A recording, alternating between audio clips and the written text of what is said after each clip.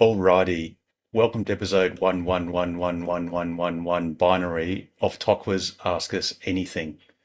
As usual, it's been a pretty busy news week. Tesla Stretch Model Y has finally arrived at Perth's Tesla showrooms. First customer deliveries are expected to begin towards the end of this month. And that was this week's news.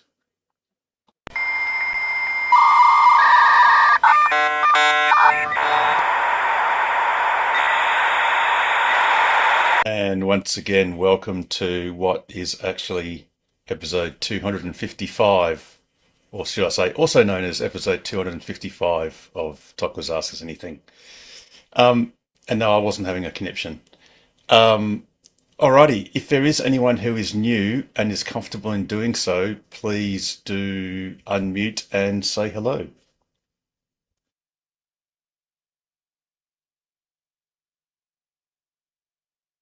Or perhaps a little bit Yeah, later on. yeah, no, All it's right. fine. It's Oh, Rod O'Donnell here. oh, yes, right. So sorry, mate.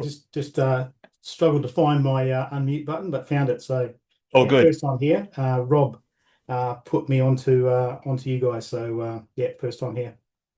Yeah, no worries. And I've got a feeling it's got to do with a road trip, so welcome. Yes, yes, And we'll get into that a little bit later on if that's okay. So that's cool, and I'm more than happy to talk about road trips.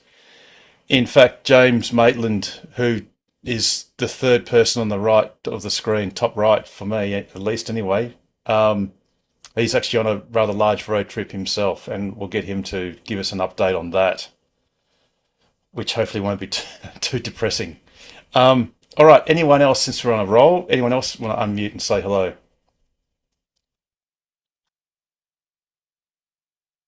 No, okay, cool.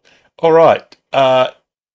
Does anyone want to have any opening questions or comments? Oh, sorry, before we do that, obviously the news is that the Model Y L, it's in showrooms at the moment. So you can go to O'Connor or Osborne Park and have a look at the new Model Y L and actually get to see the color. I know in Osborne Park there's they call it something silver, which when you look at on a computer or on your phone app, Cosmic. Cosmic Silver, thank you, Cameron, um, it looks nothing like that in real life. So in fact, when I saw it IRL on Friday, I thought, wow, I really wish I'd picked it instead of Glacier Blue.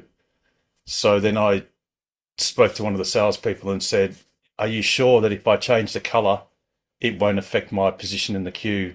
And the gentleman reassured me that as long as you haven't been VIN matched, in other words, been sent a notification that you've got a VIN attached to your car, and in fact, at the same time you get the invoice as well, it'll be all good because everything is ranked in order placement. So I gritted my teeth and went, yeah, all right, let's change it. You only live once. And then 2 days later, I got a VIN match, and the car was actually built before I changed my mind, and it is the correct color now. So what that first ship is called the Genuine Ace, and it is basically traversing Indonesia at the moment. And it's So due what to you go ahead. so you skip the queue by changing a color. No, no. Ah, So let me yeah, just you get got to to that sign in a the VIN. sec. Let me just get that in a sec. So this is the Genuine Ace, and it's around Indonesia. This is actually saying 10:48, but the Mole's website says it's going to arrive in Fremantle. It estimated at roughly a bit after 4 a.m. So getting back to that thing. So what happens these days, or it's been happening for quite a while, is um, it generally seems so. In the dark ages, when people bought Model S's and Model X's, which are no longer being made, when you place an order, nothing would happen for 7 days after you place the order. And that was a grace period in which you were able to change any aspect of the order, color, trim, whatever you wanted. Once that time elapsed, that order was locked off, and then the car was actually built to that order once it was locked off. Now, Tesla don't really do that, and they kind of run cars in batches. So they have batches of external color and batches of internal trim color.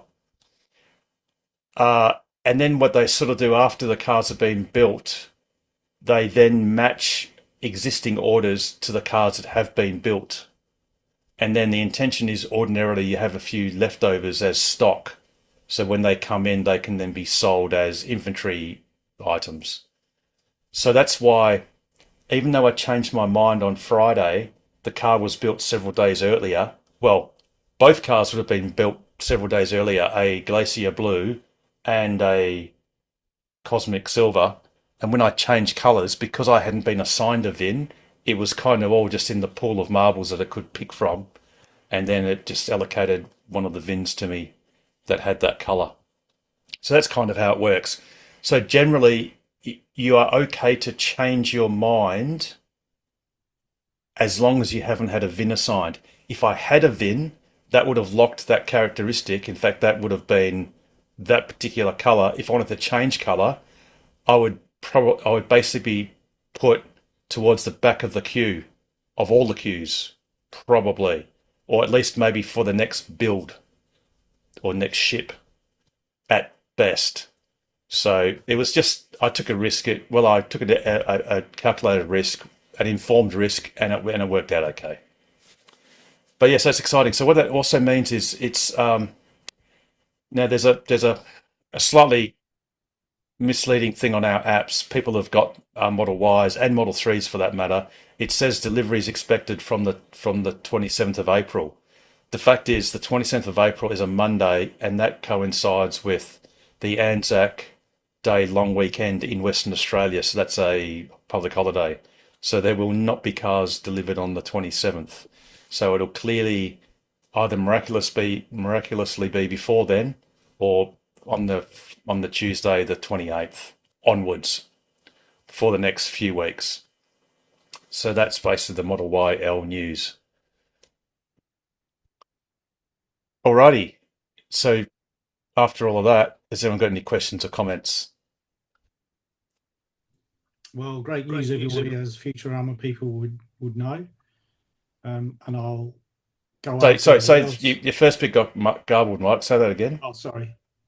So as they say on Futurama, great news, everyone. For those of you Futurama fans. But there's already two people. I went on my first road trip. So I will speak about that later, after other people's road trips. Yeah, cool. No worries. All right. Okay, anyone else before we do get into a road trip? Just noticed. Sorry, go Harold. Well, one thing obviously big news is, I'm pretty sure this happened in the last week, is that Tesla in the Netherlands has gotten FSD approval, full FSD approval for the Netherlands. Now, what makes that significant news is it's not just full approval of FSD in the country of the Netherlands. The RDW, I think that's right, have actually gone further and said, we, as the Netherlands regulator, are now pushing for this endorsement to be covered be ratified by the entire EU as one block. And if that comes to pass, that's the ideal of all worlds, then FSD supervised will be legal throughout the EU. In any case, even if that's delayed, because it requires, I think a unanimous number of the participating nations to say yes, to vote yes. I think it's not a majority. I think it's a absolute majority. Oh, is it just a majority? Simple majority? 14. Okay. Out of the 27 need to vote yes. Right. That's it. And even if they didn't, or it got delayed, or there was some other procedural matter, any other member of the EU can unilaterally decide to accept the Netherlands RDW ratification, acceptance of FSD supervised, and have it effective in their country as soon as they declare that to be so. So, and that has a very similar effect as a entire EU ratification, because as each country accepts it, the Netherlands declaration or approval, there'll be that FOMO sort of aspect where a lot of them would feel a lot of pressure to fall in line in any case, regardless. So it's outstanding news for Tesla.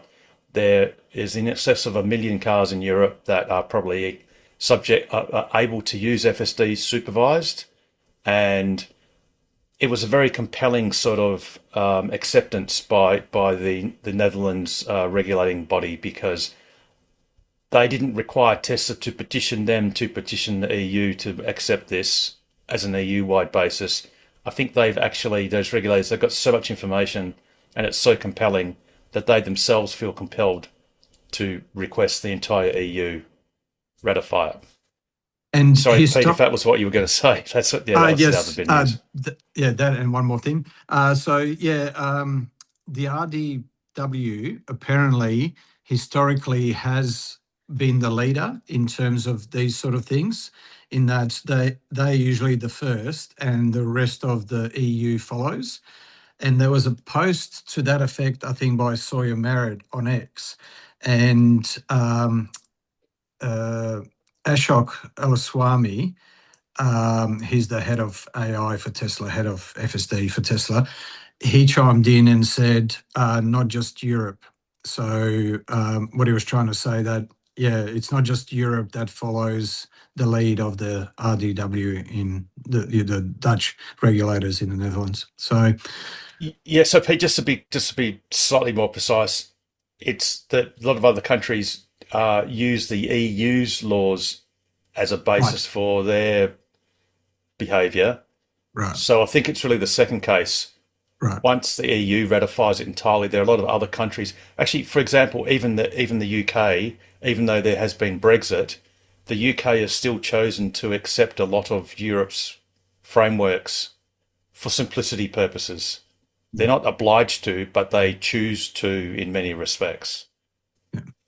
And like Ashok Elaswamy said, it's not just Europe. There's a lot of other countries that follow Europe's lead, which is great too.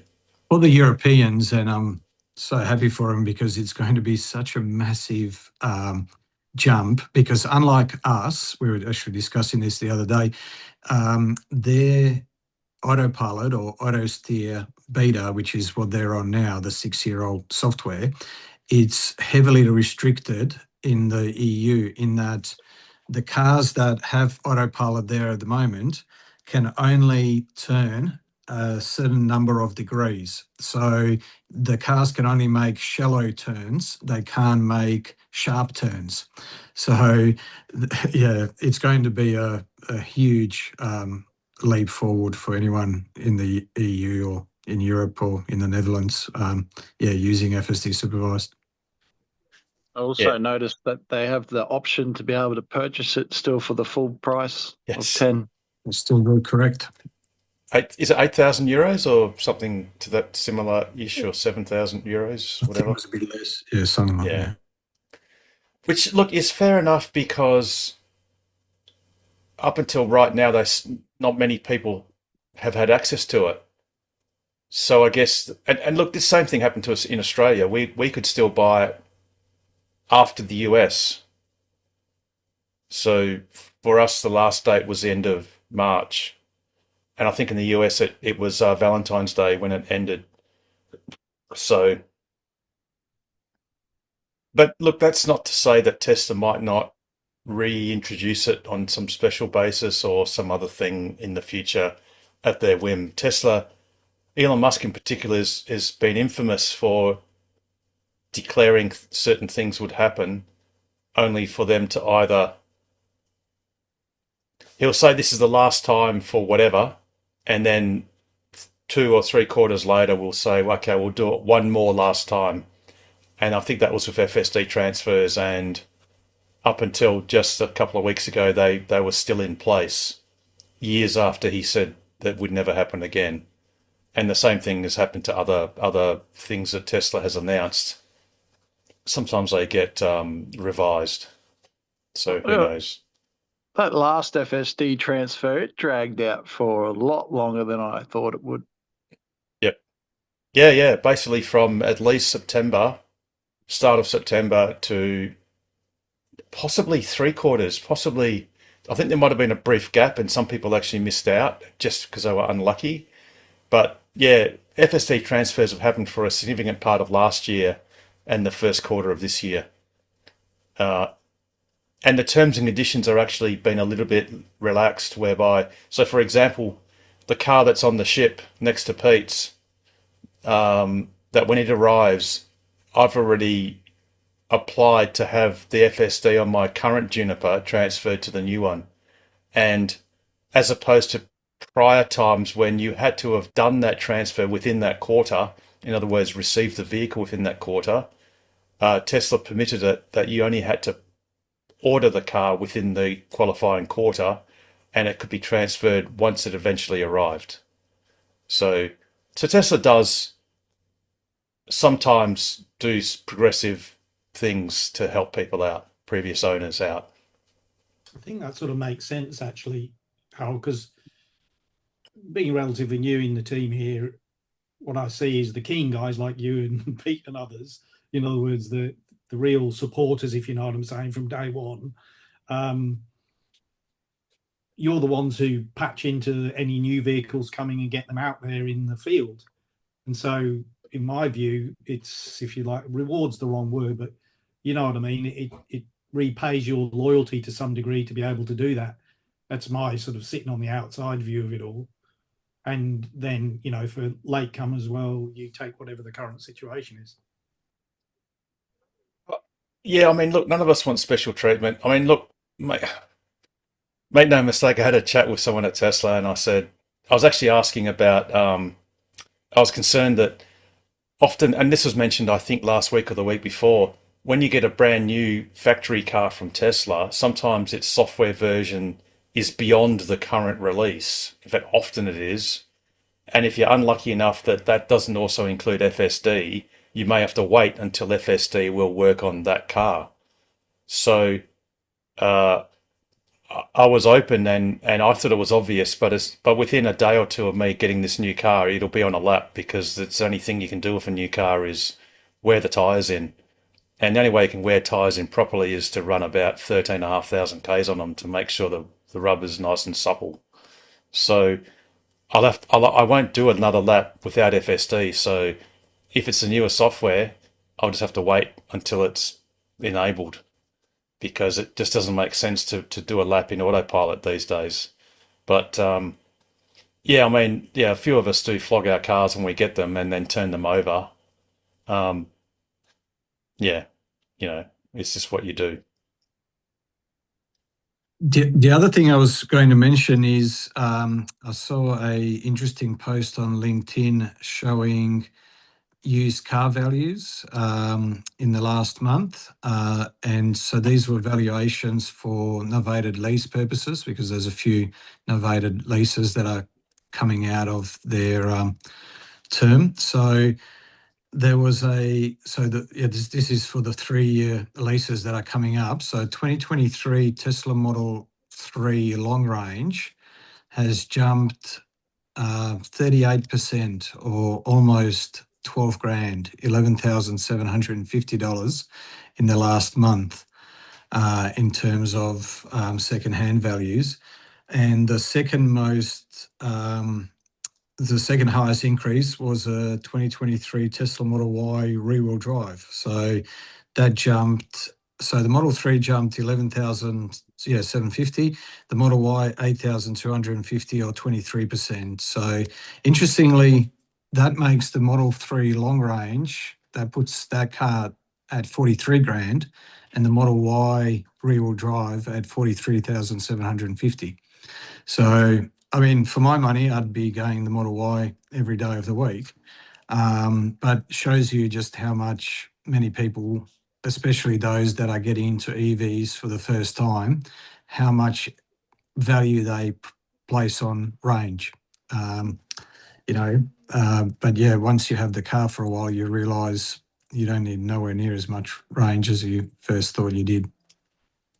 Indeed. Maybe now's a good time. Oh, actually, Chuck, you since you're joining us from the future, is there anything you've got compelling to report?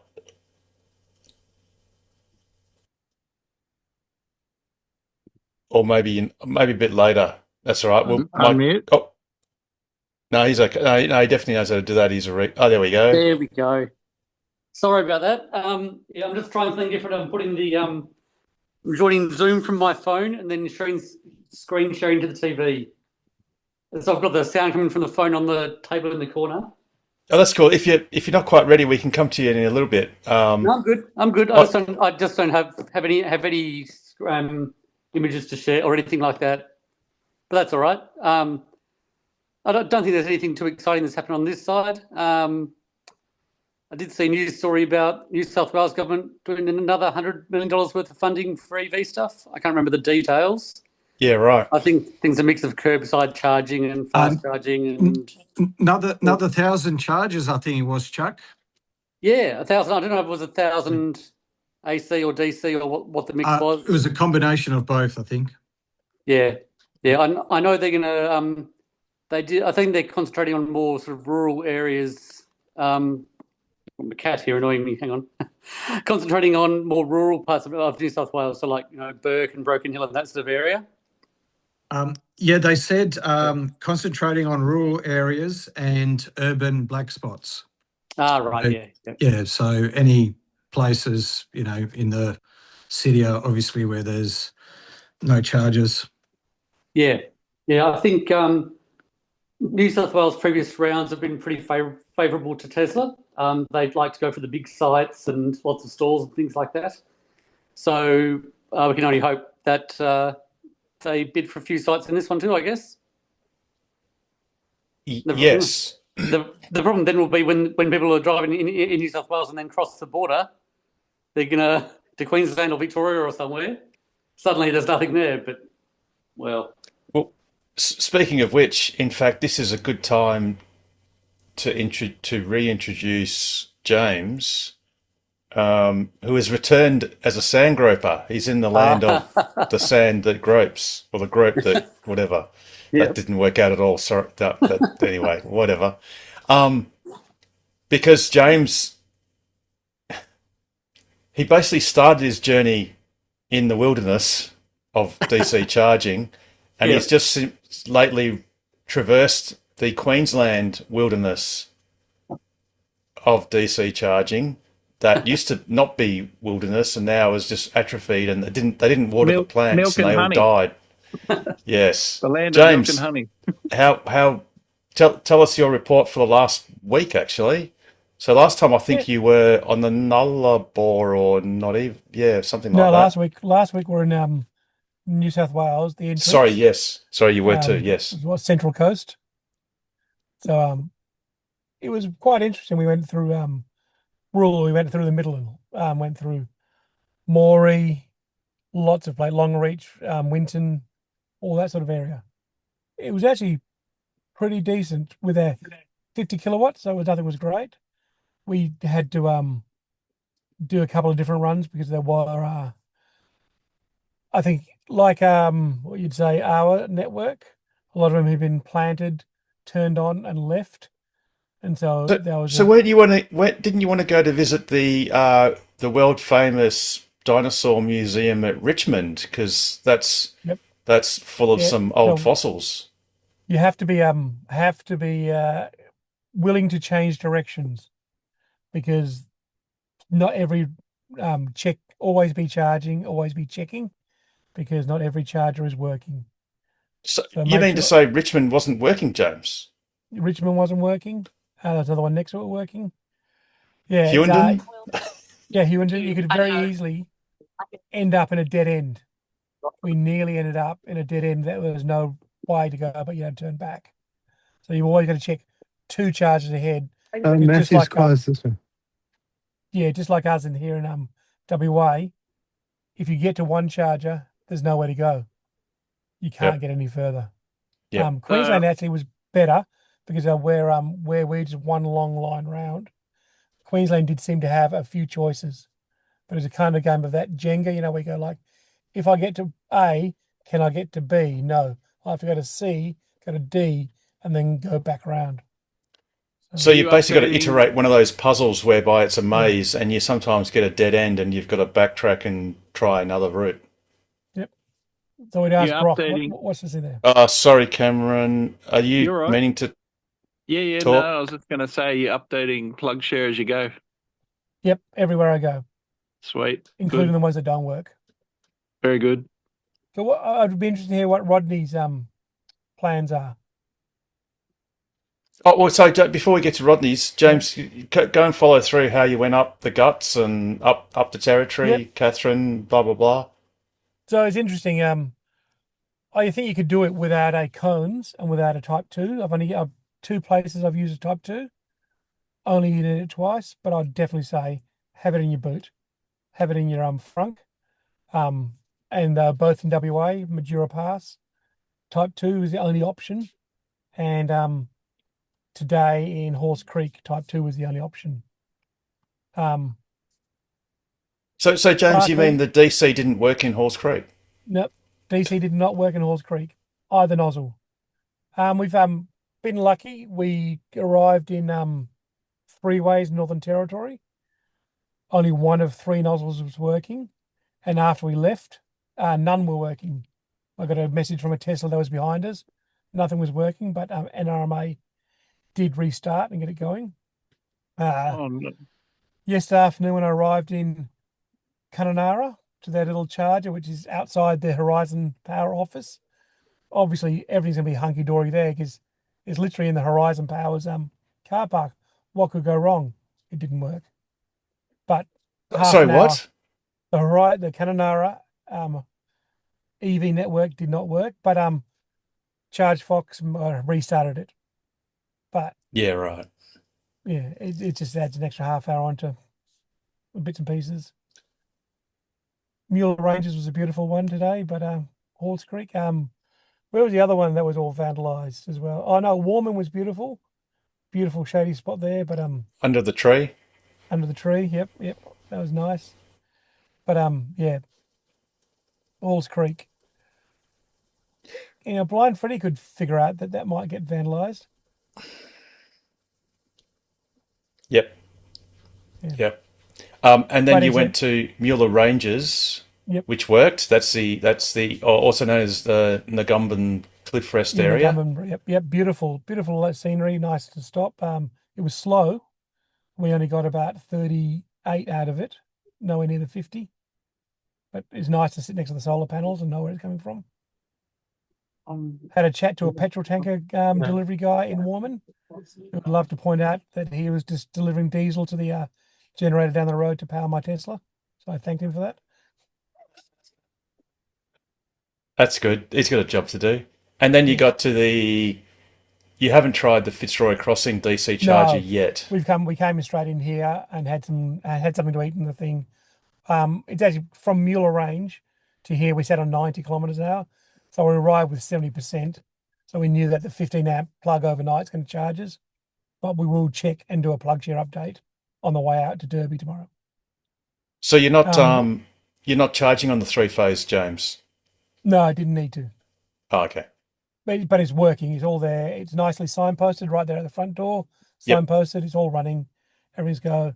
I was hesitant to put a pin or a comment on plug share because I didn't actually use it myself, but I was told it's working. But I also didn't want to get charged to use it. The lovely lady in the front there, I think she was Brazilian or Spanish. We didn't want to test the language barriers to try and explain. We just wanted to see if it works because we might end up getting charged to use it. No, actually, it's always been free. They've insisted All that right. you use it for free. All right. So just FYI. So now I've actually offered many times, and they said no, it's all good. All right. So yeah. Yeah, not needed, but it's great that it's there. Nice little place to stop. The interesting one was Barclay Timber- Homestead. Barclay Yeah, Homestead. Barclay Homestead. That's Yeah. was it a $14 million acquisition Yep, few years ago of that. So that was a roadhouse? 20-hour charge because you could only run it at about 12 amps. If we went above 12 amps, it would cut out. It would stop working. So, and you need to charge at Barclay Homestead because the gap between Camberwell and Three Ways is 450 kilometres. Yeah. correct. So how many hours to charge, James? 20. 20 hours. So imagine How, if there was a 150 kilowatt fast DC charger, Yeah. that 20 hours would have turned into 40 minutes. Yep. you gotta And hope you. that's, go Cameron. I was gonna say, I hope your YL can get past that jump. Oh yeah, no, easily. No, yeah. Yes, it can. And even my normal long range Y can and has and does. But that's not the point because EV owners shouldn't be treated as third class citizens. And the federal government, almost 3 years to the day, in fact, on the 26th of April, the Honourable Minister Bowen announced the 117 site, $38 million co-funded national EV highway. That was a nation building project. And one of the places naturally was Barclay Homestead, and another one probably, I think it was called Rankin. So that's a little bit Yep. closer to Camberwell and Camberwell. I think And Rankin Three is where Ways. Rankin is where the police station is on the way Yes, through. yes. So it's either the police outpost or a few dozen kilometres before that is the one of the cattle station compounds. They're both equally good spots. And Three Ways was also on that rollout, which has been done. But Elliott on the Stewart Highway is on that map and hasn't been done. Daily Waters has not been done. Mataranka had been done. Catherine has been done, is now getting repaired. And James, you charged at Timber Creek. There's nothing there but a AC charger, Yeah, and it's a that's really on the great. list. We had a good chat to the guy there. Unfortunate to hear, like we bemoan about the things. Some people have been plugging in and driving off without asking for permission. There's a new guy there, part of the Aboriginal Corporation. He's setting up a nice little cafe, and Yep. he's done the right thing at his own money. Put in a charger for customers to use. Unfortunately, he was never used one before, and he'd just left it turned on, so people were coming in, plugging in, charging up, and driving off without, and it was costing him money. So he had a bit of a bad taste from EV drivers. So sometimes we Just don't do ourselves favors. he should just put it on ChargeFox or something similar, because at Schneider you can do that really easily. When I went there, it was a Sunday afternoon and there was no one, and there was a caretaker or some. I wasn't quite sure what the gentleman was, and I said, "Is there any way I can pay or whatever?" And he goes, "I don't know, mate." And there's literally no one there. The place was deserted, so there's nothing I could do when I last visited. But yeah, I hope they do collect money for it, because Yeah. every person that uses something like that in the middle of nowhere is only too happy to pay. I mean, 100%, yep. you know, we'd much rather pay for something that's there than get nothing for free. I think it was a miscommunication. He was unaware of what was happening and how to use it. And because he's only building the cafe, it doesn't open until May. He's not always there. And so they just left it off, and he wasn't going to power. Well, he went, "Hey, what's happened?" So I don't think anyone meant to do anything. Yeah, And yeah. the young guy at the young Indian guy that's running the, behind the scene at the next door, he didn't know what to do. But I was lucky. I was there during the day when he was there doing some work. He could ring him up. He popped around. Yeah, and chat. cool. He was a really nice guy. Yeah, But absolutely. yeah. Oh, at Barclay Homestead. So we sleep in the car. We got a nice little setup here. It's very comfortable. But we like to treat ourselves every once in a while. We'll stop in a hotel, a apartment or something like that, just to have a bit of rest. So we thought we'll book the $260 $230 motel room at Barclay Homestead, and that's all good. Did all that deal and said, "Oh, is there someone to plug the car in?" So said, "Yeah." Pay for a powered site so you can charge your car as well. Thanks. So you paid $260 for the the demountable. Yep. What's the name? And how much was the Was it powered site? 45? Another 45 for the bad side. Yeah. Whereas really what you should have done is plugged into the 150 kilowatt fast AC charger out the front. Yep. Charge there for 40 minutes, get a coffee, have a lunch or whatever, and then go on your way, like most other travellers. Because we're comfortable in the car, but every once in a while you think, oh, you can do the right thing, put some money into the local economy. The most disappointing thing was we got in the room and the water wasn't working. We had only cold water in our $230 room. We had to go next door to the caravan ablutions to get a hot shower. Luckily, we paid $45 for a site there, so that was okay. Wouldn't that be funny? Excuse me, sir, you haven't paid for a caravan site. Yeah, but I got cold water. What would you expect? Yeah. Good old Barclay Homestead. All right. Now, sorry, I'm trying to look. Who was it that was going to ask questions about the road trip? Rodney O'Donnell. Rodney, yes. So, Rodney, you've got a road trip planned. Yes, I do. So looks like I'll be heading basically towards James as he's coming south. I'm assuming you're going to come down the coast way, are you, James? Around yeah, that's our only WA? choice. We're just looking today. Yeah. We're going to stop in Coral Bay if the roads are open. Yeah. They're open. I think it's got cautions. Yeah, I think I heard the other day they've all opened up now. So yeah, they've all opened up according to main roads. But because that Manilia, how do you say it? Manilia turnoff. Manilia turnoff is still cyclone damaged, apparently. So having a look at this, from Nanotara to Coral Bay is only 250 kilometres, so that's easy. Yeah. And then so I'm basically heading north, pretty much the way you've already come, and then jumping down to Alice Springs. I'm picking up a mate in Alice Springs, and then we're going to go back up and do the Barclay down to Canberra.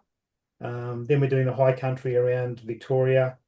Going to go watch some footy in Melbourne, and then I'll come back along the Nullarbor. So I did the Nullarbor a couple of years ago in a Atto 3 when the infrastructure was very dodgy, and the Atto 3, on a good day would give me about 330 Ks. So that was a very interesting experience doing it with the Atto 3. But very interested to know some of those ones that aren't working up north. If they've been switched on now, the Catherine and those ones, that would be very helpful. Catherine allegedly is being fixed this week. Yeah. Okay. So So I'll be going for about 6 weeks in total. And get around it and head back down. Like you, I'm going back down through Mount Isa, down through Charleville, and sort of down that inland road. So I'm calling that my Slim Dusty trip because it's got all the names of all the towns that appear in Slim Dusty songs. So that's the. Well, we did one better. We stopped in Tamworth. Yeah. Okay.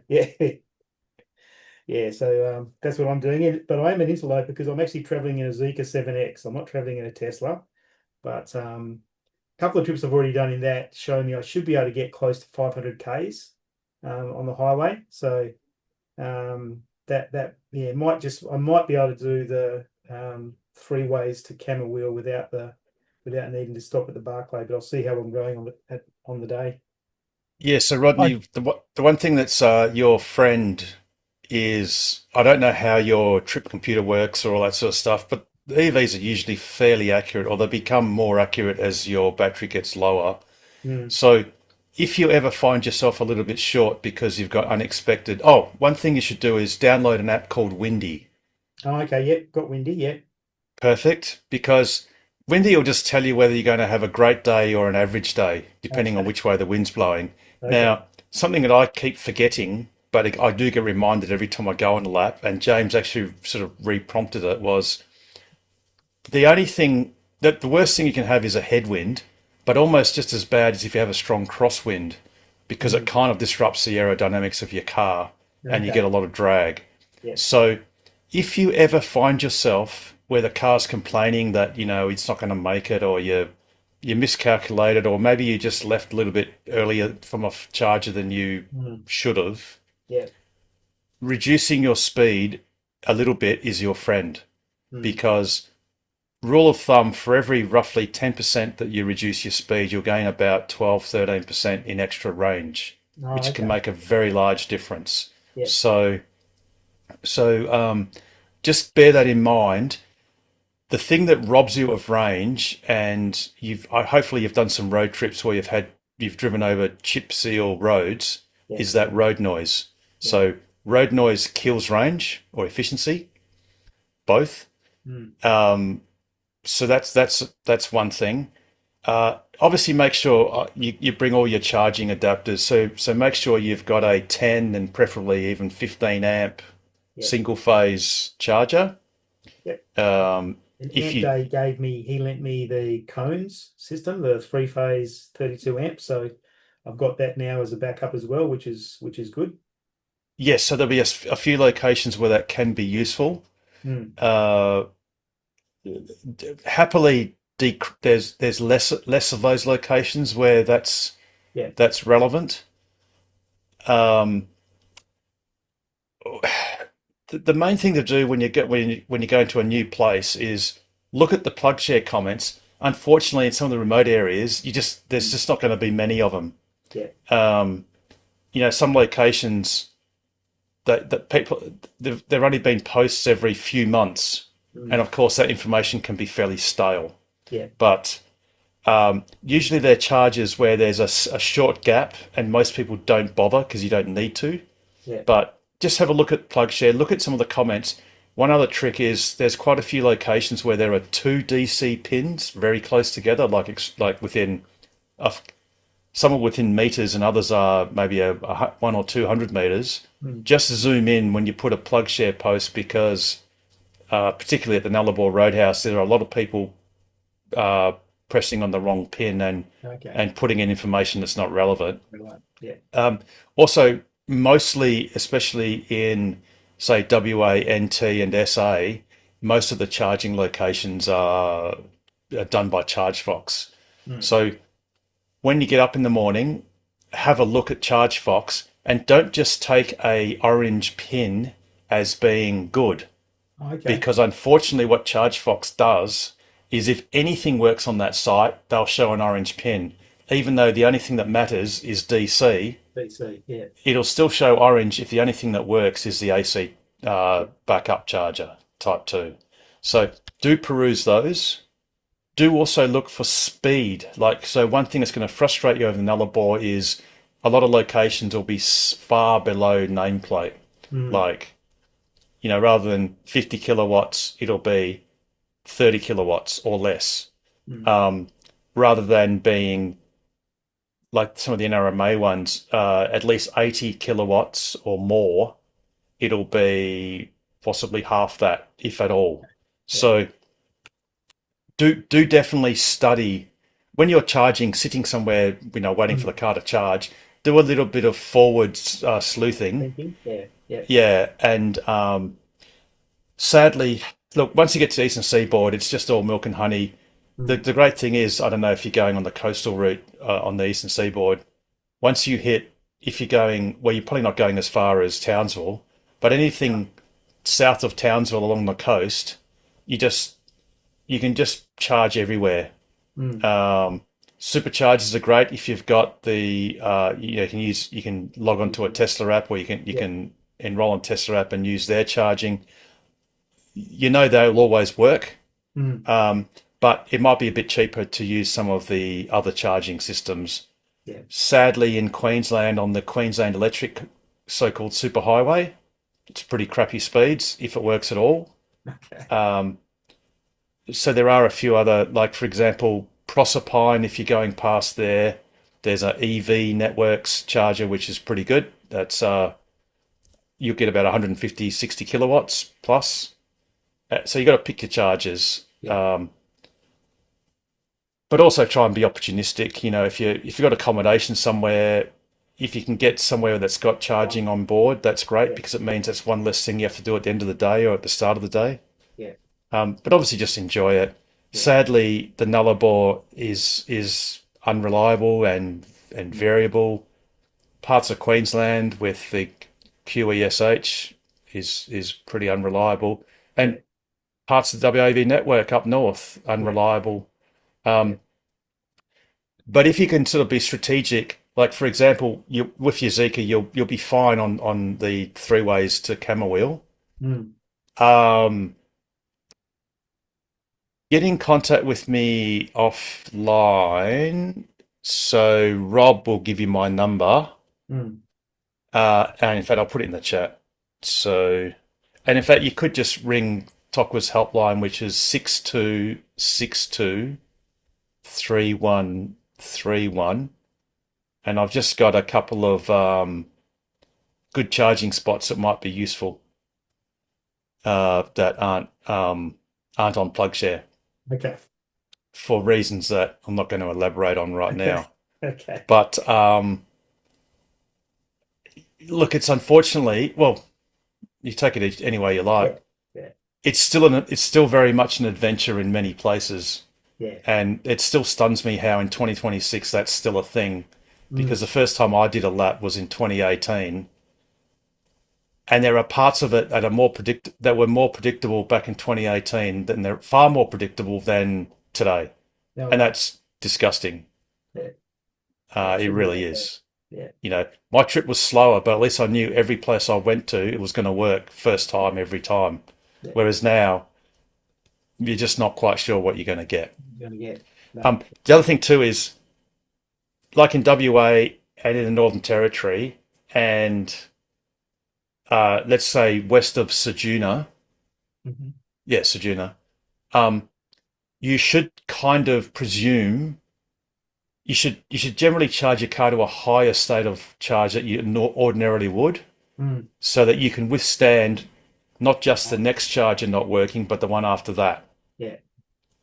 And it's sad. It frustrates me no end to have to say that. Yeah. Because in the Eastern Seaboard you don't have to do that. You just keep going, and there's 5 charges in the next 200 k's, so it doesn't matter. Yeah. But thank you very much for all that. I look forward to it. I sleep. Yeah, and as well, so and look, to be honest, I'm envious of your Zika's ability to suck so hard on a charger, all the way up to like 90%. It just sucks electrons like a champion. It really does. It's I'm looking forward to finding a. I think there might be a 400 kilowatt charger over east somewhere. I might be able to find. So if I can find one of those, I wouldn't mind testing it. So yep. The fastest I've found in Perth is the 350. I think there's one in Wellington Street. That's the fastest I've found here.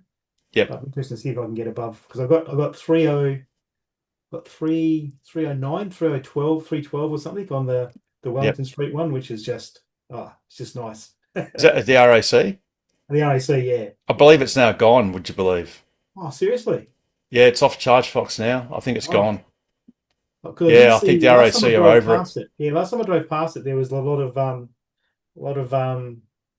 hoardings and activity. Yeah. I think they've deleted it. It's gone. Oh, okay. So at least you enjoyed it while it lasted. Okay, Cameron's just Rodney, said 100 kilowatts at Willow Bank. Okay. There's 3 things non-charging which are almost essential, I'd say. Super cheap auto, 5 litres of pre-mixed window washing, because there are so many bugs. Yeah. Number 2 is, where does the Zika what's your grill like on your Zika? Because there's so many bugs around. Yeah. Like with Teslas, we just got the little thing underneath the bumper bar, and it goes onto your radiator, and that's bad news. So you can buy aftermarket little grill protectors. Like in the old days, you see the farmers drive around with the shape over their grill. The front. Yeah, flywire over the front. Have a look at the front of the Zika, see where it's breathing from, because even with that, we went and bought one of those dish brushes in Mount Isa. Yeah. Because ours was so clogged with butterflies and dragonflies, the car was running hot. It charges, and we get to clear her off. Thank you for that. I hadn't. When I had the Atto, I put on an extra, like a little grill, mesh grill, but I hadn't thought about it yet with the Zika. So yeah, and it's a bit tricky because it's got the what do they call them? Like an auto louvers. The louvers. Yeah. So but they'll be behind, I think. Rodney. I think they're behind. You should have like a couple of vanes or something, and then the louvers should be behind, perhaps. I think Or the vine, yeah, with ours, it's like right at the front. They open up, like you can see them. So the one set I have seen is like it sort of sits out like a bit of a mouth guard, like over and around it. So it sort of pops out from the front. So yep. yeah, I might have a little bit of a think. Do your best effort. I haven't got my hand on the video right this minute, but I had to pull my Tesla apart, the front of it, to get the leaves out because it ends up like a filter for it's like a catcher on a mower.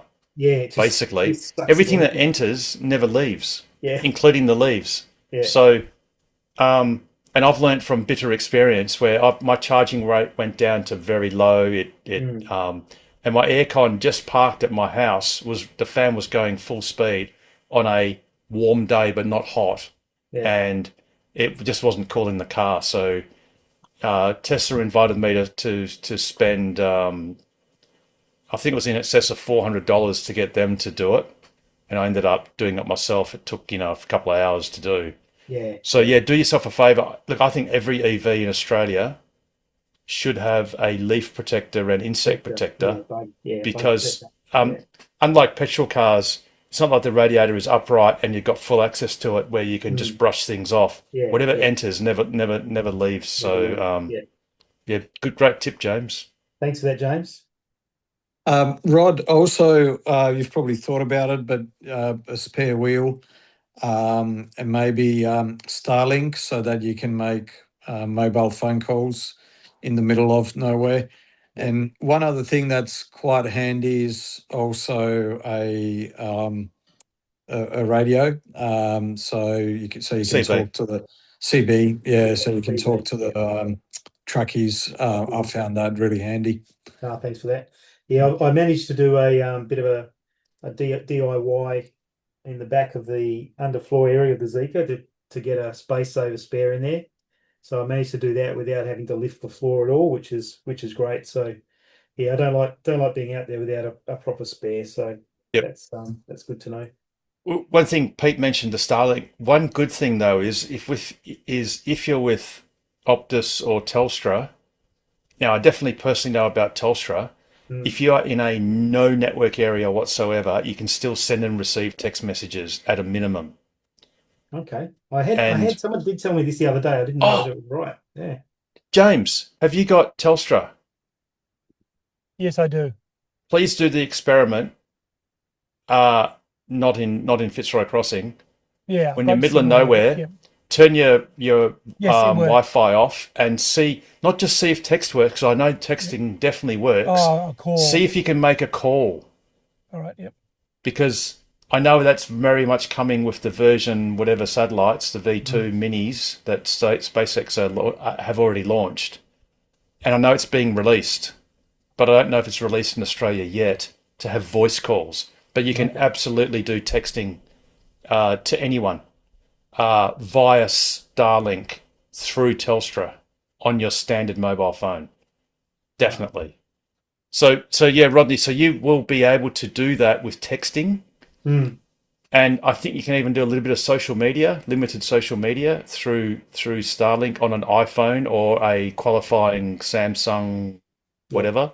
Device, yeah. But you may, and James, you can confirm this for next week's show, that you can actually make voice calls in a dead zone, which actually is revolutionary. It means you can no longer get lost in Australia. Yeah, that'd be awesome. Thanks very much for those tips, guys. Appreciate it. No worries. Take care. When are you leaving, Rodney? Leave on Monday. So going to go watch the Eagles beat a footy team, win the Derby on Sunday, and then I'll head off on Monday morning. Very good. I think Monday we're in Coral Bay if everything's going right. Oh, okay. Yeah. Yeah. Lovely spot. Cool. All right. Have a safe trip, Rodney. And look, please, if you're on the lap or whatever, feel free to check in every now and then and say hello and say, hey, I'm here or whatever, or when you get back or whatever. All righty. Anyone else got any questions or comments? So is it appropriate for me to relate to my news? Oh yes, sorry. That's okay. So Mike, please tell us about your epic road trip.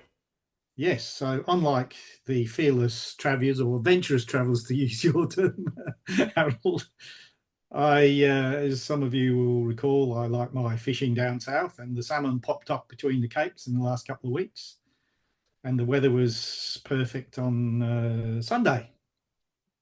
So I went to Yallingup in my, so again, for those people who watch this afterwards, 2022 Model 3 all-wheel drive. So I guess technically long range for that year.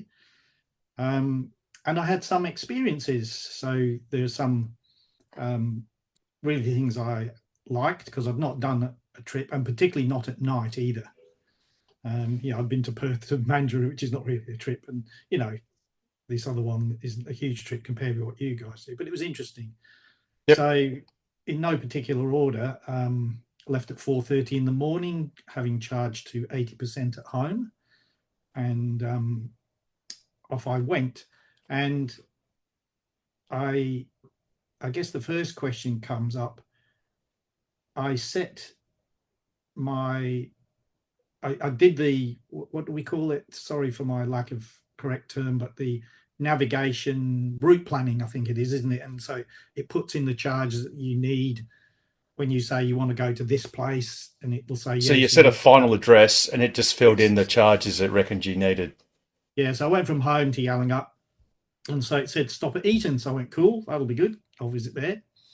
My first question arises that it wanted to always arrive at the destination with 10% battery left.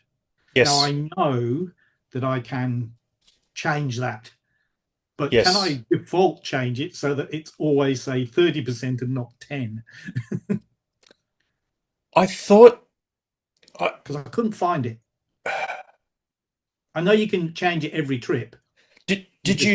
Have you tried, without navigating somewhere, to go on the settings button and navigate where you can change things? For example, the voice, or whether it's muted or whatever, go on the little gear wheel.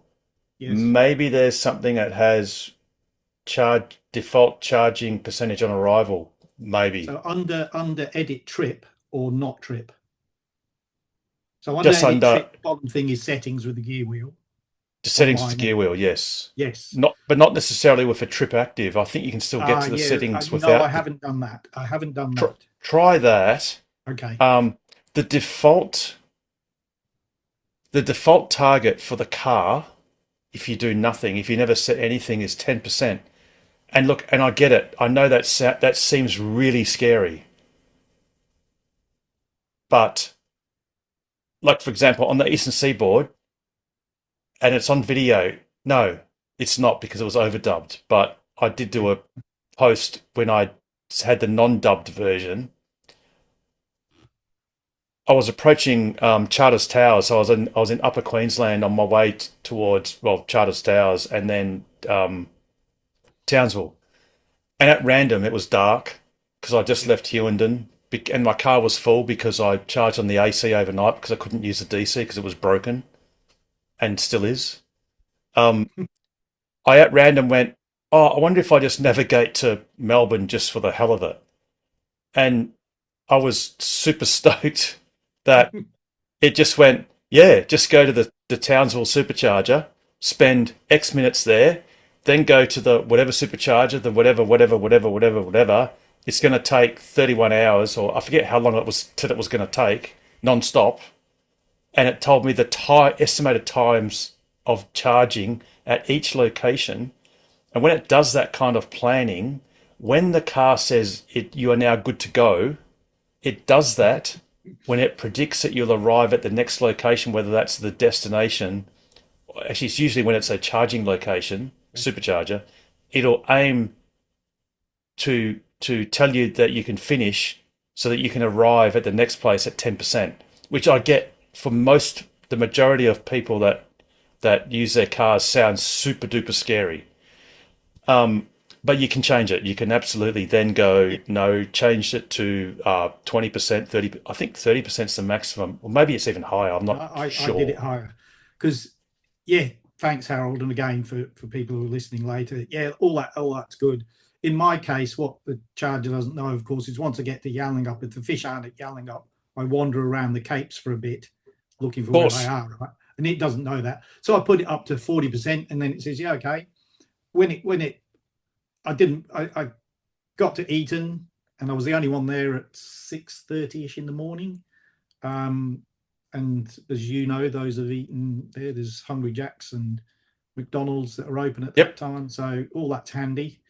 Unfortunately, it tends to take you back the wrong way. When I then said, please continue navigation, it takes you the long way, the old way round. It's because you got the old map that's a year old. Yep. Yeah, I didn't really know the route out to, what's it called again? I just call it the Willy Willy Highway. It's got 2 W's. Wilman Widongi or something, that new one. So it doesn't take you straight back out there, it takes you the old way around. Anyway, another story. So that's not an issue. So that was all good. And the car handling, because I'm a driver and I've always driven manual cars and I like driving, the handling of the vehicle, I mean, look, it's dual carriageway all the way now. It was really nice in the Model 3, with its, even though it's to 2022 and I know the newer one's much better, it's still a nice handling car. I have my steering on standard, which is medium, if you like.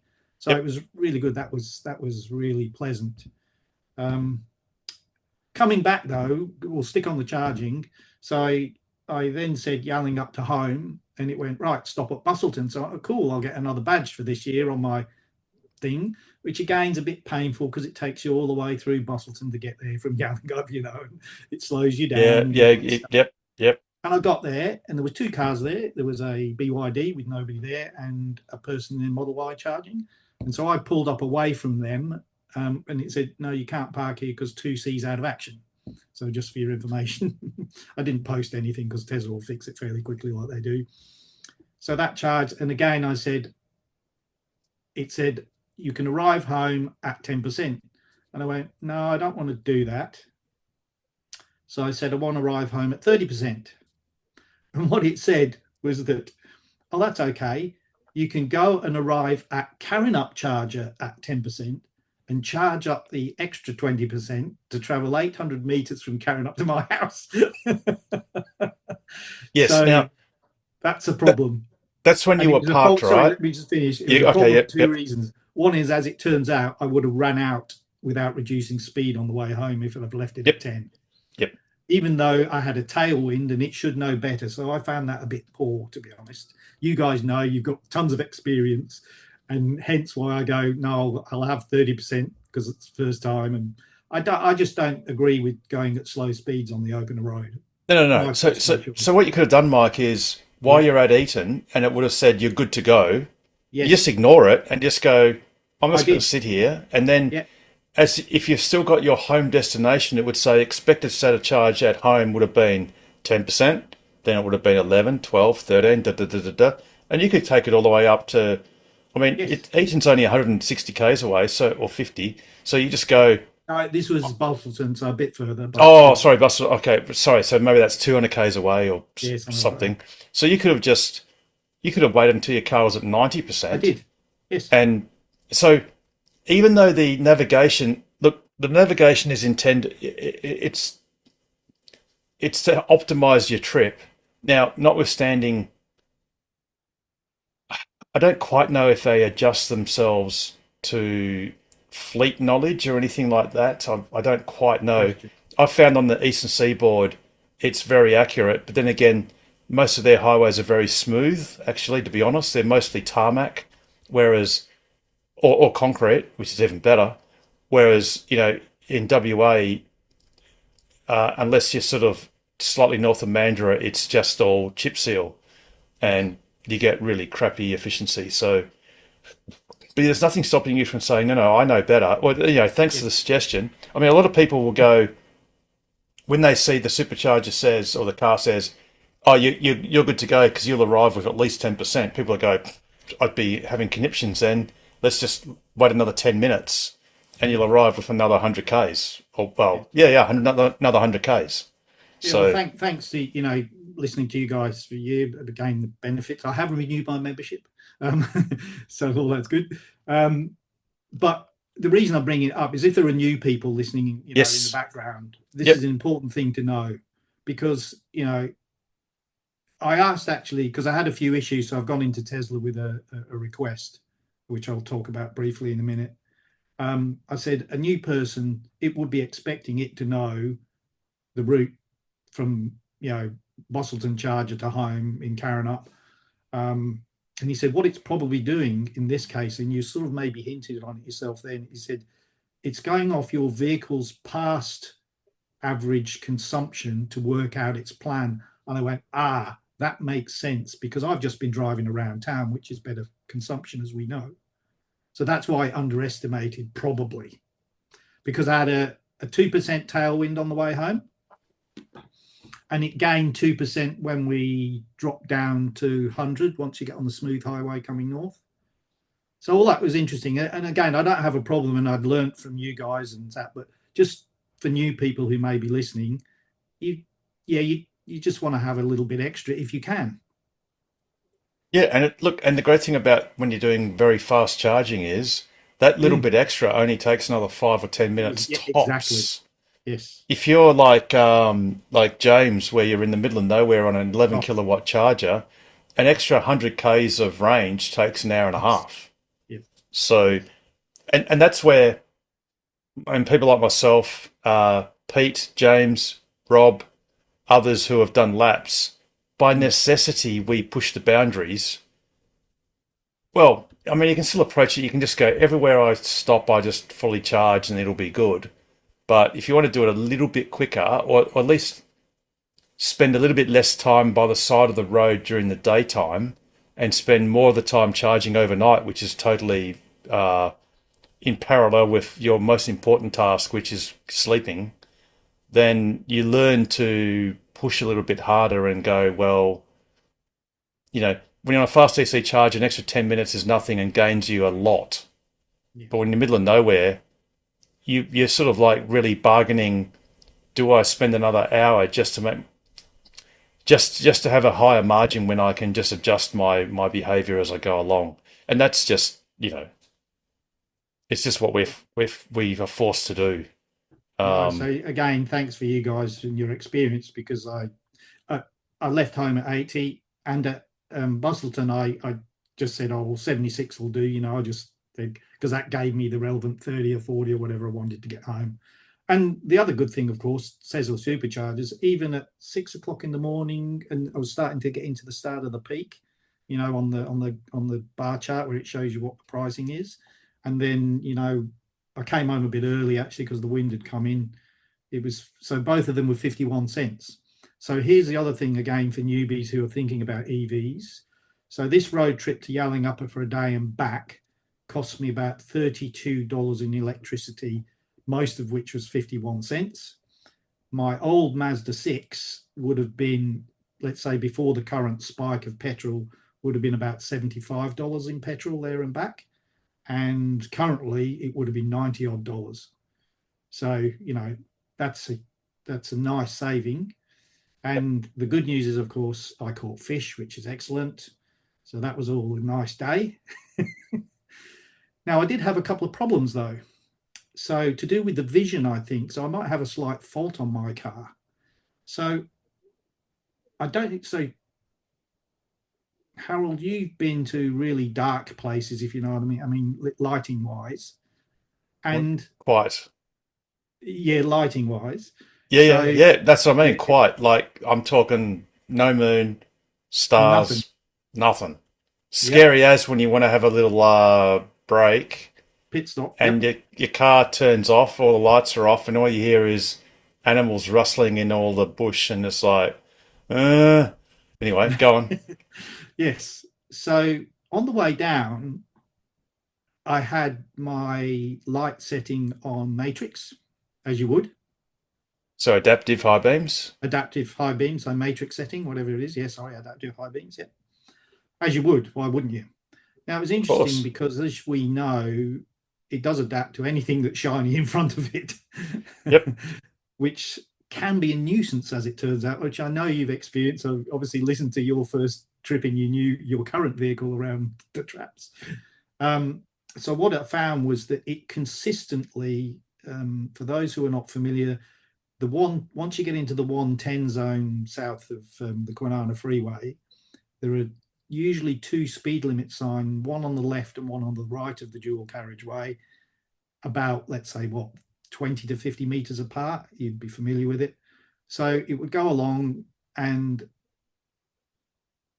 it would have, if it saw anything front, it would have that sort of V shape where the adaptive is not shining in the guy at the front. Whenever it did that, it would always read the 110 on the left as 70 instead of 110. And then on the right, it would read it as 100 instead of 110. And it did that consistently for a number of them. And so I went, yeah, okay, it's a bit low lighting. But I looked at the cameras and you could see them. Well, the camera, I could see it in the camera. So it could see it. It just wasn't behaving properly. Yep. And then on the way back, there was less traffic. And I think on the Forest Highway section, it kept throwing up alarms that both my front wing and my front pillar camera was occluded or blocked or dirty.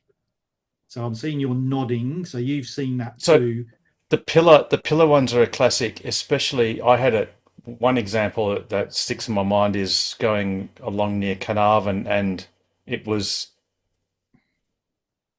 dawn, and it was kind of nondescript lighting, and I think it basically saw virtually nothing really changing. It just looked very plain, and it probably presumed that because it looked so nondescript, like just say beige, that there must be a problem because it couldn't accept the fact that nothing interesting was happening, sort of.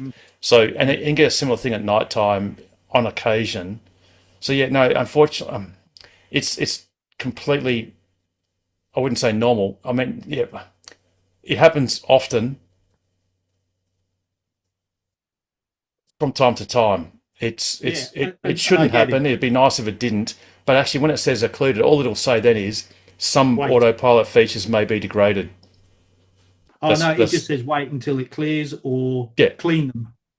Now, the interesting thing, and so when I got to Tesla, because I'd read the instructions, he says, yeah, if it's really dark, the cameras may not work as intended. So, yeah, I get that, right? If it's pitch black, you cannot see a black cat in a coal cellar, right? So, for those who know what a coal cellar is.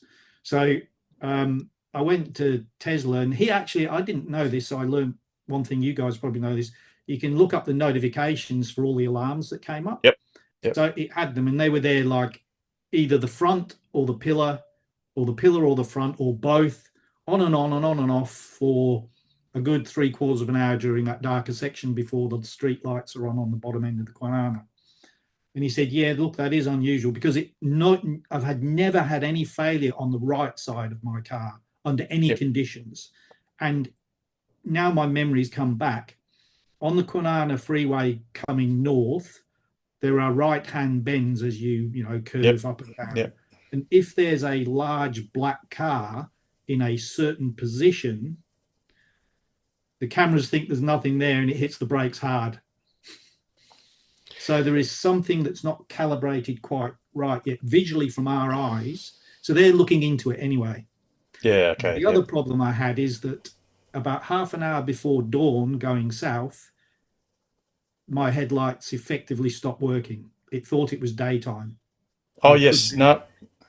You've had that too, have you? So my biggest gripe with the automatic high beams is they turn.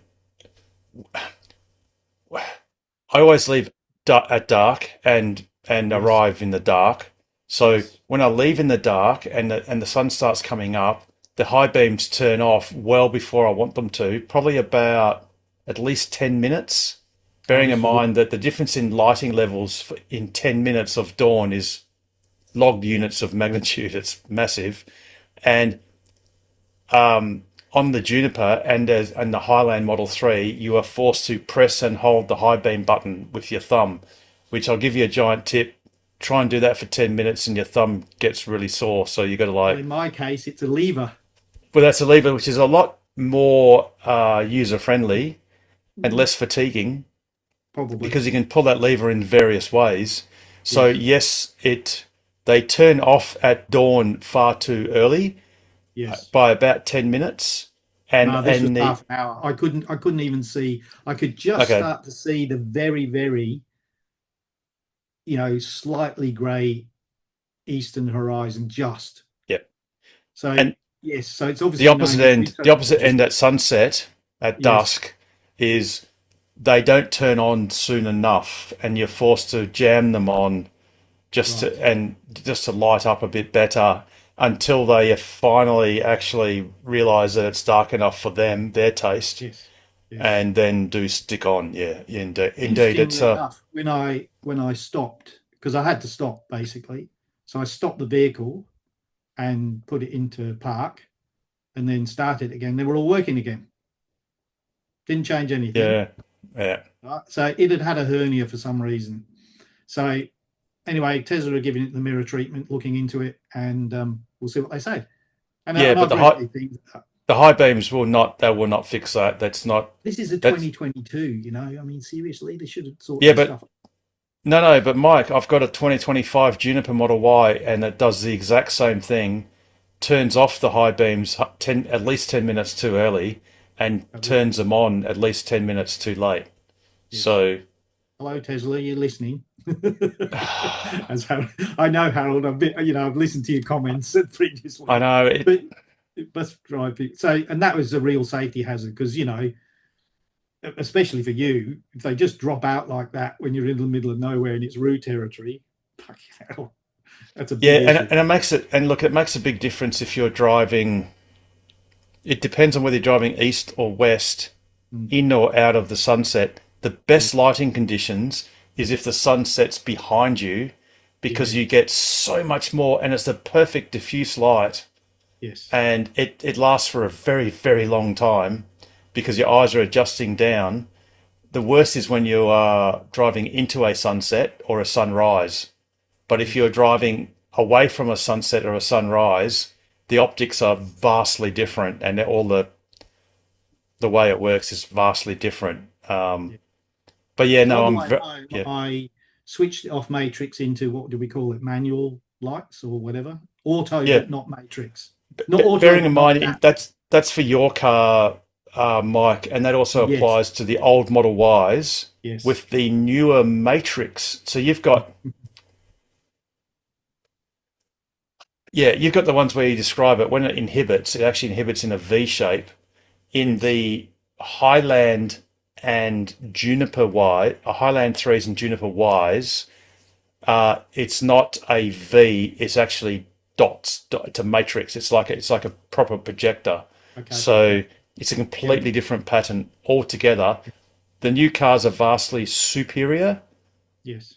But however, they still suffer from the same thing of they don't come on soon enough and they don't turn off late enough. Well, the interesting thing was it was a good experiment because I do prefer, let's call it adaptive, so to avoid the confusion on mine, because it's like an old-fashioned car. If you have just the non-high beam on, that's insufficient for Kangaroo Watch, but it's too much for being behind anybody that's not 10 kilometers in front of you, because the high beam is really good. You don't need spotties on this car. No. So it's really good. So that was nice. The other thing that was nice was I have enhanced autopilot, and so I had it on the setting which is not automatic lane change of its own accord. Yeah, you accept them. Lane change after indication. So that worked really well and was nice. And I prefer that because it dithers and dathers on auto lane change. And, if you can see anything flipping 5 kilometers behind you, it just won't overtake and things like that. So I'm exaggerating a bit here, guys. But interesting enough, further, let's see, probably between Preston Beach and Bunbury, it just decided I could indicate and it would automatically move into the what would you call it, the central or the right hand lane. Yep. But I could not get it to come back left. And I think you'd said this, I wasn't sure. Didn't matter Done what it many times. Don't know why. Yeah, I had to break the auto steer. Yes. Yep. Right, so Yep. all good. So it'll be interesting to see, because I've complained to Tesla about this, and so we'll see what they say. So they looked into it, and there's nothing they can see that's wrong with your car. What's wrong is the autopilot software, which again is very super old, and it will all be. I'm okay with that. Yeah, I'm okay. Yeah, with that. I mean they've just stopped developing it. They've moved on. Yes. As good as it is, it has. And I think last episode or the one before, I was rudely reminded by that when my FSD was prematurely yanked from my car and put nowhere because my other car hadn't arrived, and I'd inadvertently been switched into autopilot, and it's chalk and cheese compared to FSD. Oh, And I know that's easy for me to say to someone who hasn't got FSD, but it's really true. It's just it's an order of magnitude better. Yes. Than I'm anything okay with that actually, Harold. Yeah, so but the thing that I'm not okay with is the vision part, because there is inconsistency between the left and the right hand of the vehicle, and they can't come back to me and say, I think it's actually, it's sort of it's almost like a policy thing.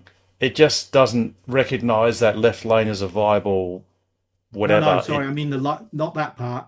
The vision where I had all these errors coming up with the cameras on the left and none on the right. Look, that might have been a communication glitch or something on the bus, on the comms. So, look, they're aware of it. The good thing is they did say it's unusual. It's certainly not unusual to get some weirdness. And in fact, actually, when I was in Carnarvon, the lights were off. See, in fact, if you look at your cameras while you're driving, which you can do, at night time, it can be pitch black dark. And actually, your rear headlights light up the back of the road really brightly, and so do your headlights, so that even your backwards facing side cameras actually get a good view of various lights and stuff. So, in my case, it was dawn. The tail lights were off, and there was just this diffuse, and it wasn't wheat, but it was Spinifex or something, and everything was just this sort of lovely golden hour sort of beigey looking, and even the horizon was very indistinct and whatever. And you could understand that the computer's going, well, it looks like someone's just put tracing paper over the camera and there's nothing interesting happening. Yes. And it might have thought, oh, well, maybe the cameras are occluded because I can't define anything. So it was a good trip overall. I enjoyed it. The car, as I say, driving the car, because on the way back I dropped it back to TAC. I was doing it as a bit of an audit difference between the two. So I just dropped it straight back to TAC without auto steer on. And just driving it manually was actually quite relaxing. The thing is so planted on the road, even though you go over some of those wiggly bumps and it throws the car around a bit. This EV, or this Tesla, I should say, I presume EVs are similar because of that low center of gravity. They are just so steady on the road. Yeah. Saw a few Teslas speeding past me, I might add, because I was spot on the speed limit, well, according to the car anyway, which is probably a bit under. And a few BYDs come herring past and a few others. So it was a nice trip. So, and thanks again for your knowledge regarding all sorts of little tips and hints that were picked up over the last 18 months. So thanks again, everybody. Yeah, no worries. That's the job of that's why we have Ask Us Anything. What else was I going to think? Oh, yeah. So speaking of EVs in general, obviously EV sales have ballooned. Yes, BYD has officially overtaken Tesla. Yeah, whatever. From as one company to another company, but I'm pretty confident that the Model Y is still Australia's best-selling EV model. Well, just so that's they had some to sell.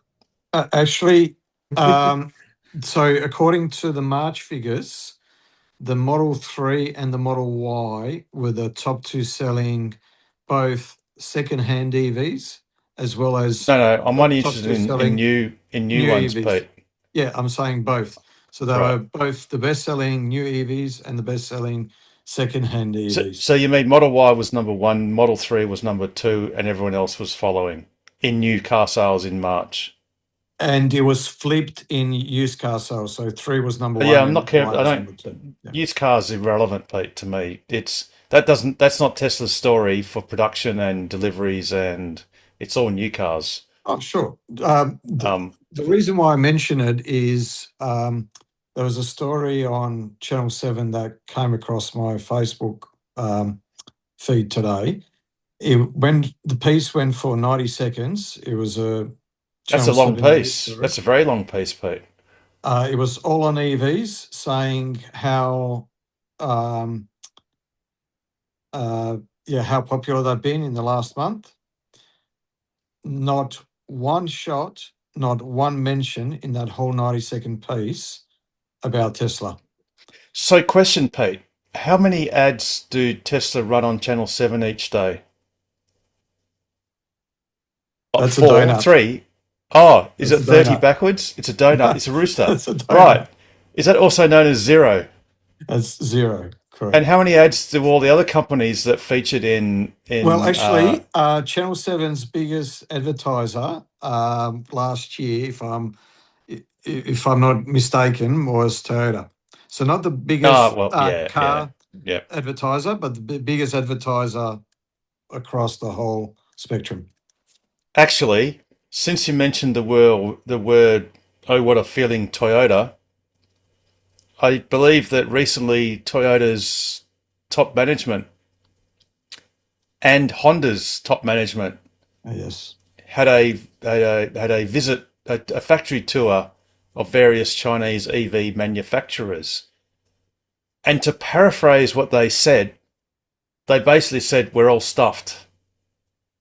And I think they conceded that it almost didn't matter what they tried, they were going to be stuffed anyway. Because they basically said there's no way they can have Chinese cars sold in their markets because it will destroy them. They basically said they're stuffed. Interestingly, I saw that on Sawyer Merritt's post, and that same day, or that was a couple of days ago, within an hour or so, he also had another post showing which was the best-selling car in the Chinese market. And it was the Tesla Model Y. So while Toyota and Honda are basically saying we're completely stuffed, we can't compete with Chinese cars, the Model Y in China was the best selling car, even though it costs I don't know how much more. It's twice. I think it was a Geely or something. That was the second. Yeah. Yeah. So, the Channel 7 piece, you always got to follow the money. And when you bet on a horse, always bet on the one. Hang on. You always bet on a horse called self-interest because it's the only one that's trying. So obviously any commercial market of any kind will be promoting that. They will feed. You never bite the hand that feeds you. That's why Elon Musk said that legacy media can't be trusted because it's in the hands of advertisers. Precisely. And, the fact that Tesla famously sold 5 million cars without spending a single cent on advertising, and now over 9 million by only doing a few YouTube ads and a few airport ads and bits and pieces here and there. That's one reason. The other reason is that Elon goes out of his way to say, not only that they can't be trusted, but he says, what did he say? He said he doesn't believe in advertising because he thinks it's trickery. It was a long time ago that he said that. And then he spends $44 billion to buy Twitter, now X, because he had to buy it because the media can't be trusted. So, and then he basically does away with the role of an editor because the editors are the users on X, and all the all the fastest breaking news stories are always on X, and then the media, that's where he gets its stories from. So, no surprise that the media hates him and Tesla and SpaceX and any company connected with him. Indeed. Alrighty. I was just saying how when I was in Tesla doing the investigation work, I mentioned to one of the sales chaps there, I said, I said the word, this is what I said, I bet you're spewing that you haven't got stock at the moment, because you said, yes, we could sell every car we could get our hands on. So I was just saying, imagine how many sales Tesla would have if they had more stock available as we speak. I know there's a few ships coming in, but you can appreciate. No, but they're all gone. So, for example, whenever a ship comes in, you normally have an impulse of inventory stock that you can buy as of a few months ago. Yes. That's gone. So, when I mentioned that I changed the color just before I got VIN matched and I guarantee you right now, if I look at the Tesla's inventory for Model Ys in Perth, there'll be zero. Don't say it, Harold. There's 6. I checked. They put 6 up. I think when did today. They? Right. They're all new. They're not. So in WA on the inventory, new inventory for Model Y. And when did you look, Pete? Today, a couple of hours before Ask Us Anything started. Yeah, right. Cool. But let's check again. Correct. Wow, that's appeared overnight. Yes. Yeah. So I don't know. Yeah, go on. There you go. I was going to say, I bet London to a brick that next Ask Us Anything, there won't be any. Oh, in fact, I bet London to a brick by the weekend there won't be any. Yeah. Yep. As soon as people start asking, they'll just hoover them up regardless. Yep. So, Pete, did you get your VIN for the Model YL? I did, yes. Yeah. Okay. Yeah. Yes, I did. I'm just waiting for them. The last 2 times I bought, they always seem to take quite a long time to validate the registration app, the vehicle, the CTP, compulsory third party registration papers. And whenever I've uploaded it through the app, they've always had problems with it. So I had to ring in or email, and then it always gets done sort of last minute. But yeah, but they're used to that, Pete. Have you uploaded yours via the app yet? Yeah. I did it yesterday. Okay. Yeah, yesterday or the day before, but it's still showing as pending. Yeah. By the way, there's actually 7 Model Ys. Yeah. 7. Okay. Yeah, there's 7. I did say 6. Yeah. If they've come in from the eastern states on a transporter or two, because must have. I've not heard a ship had arrived in the last. No, Mike. There's one coming that's due to arrive. It's steaming towards us at 19 point something knots. But this 7 that's arrived out of nowhere, and I've been checking inventory every day. They've had nothing for over a week, and then all of a sudden there's 7 overnight or this morning or whenever they came on the page. So I'm just wondering where they've got them from. I'm just wondering whether they've shipped them from the eastern states somewhere. It's possible. No. It says in transit. So it means it's from it's on the bottom. Ship. Wow. Yeah. So that is incredible, because that'd be what would there be 600 cars on that ship, Harold? There's 600 there's 600 642. So you have to look at the bottom of the screen that says in transit, arriving soon. So I guarantee you that means that these are on the ship.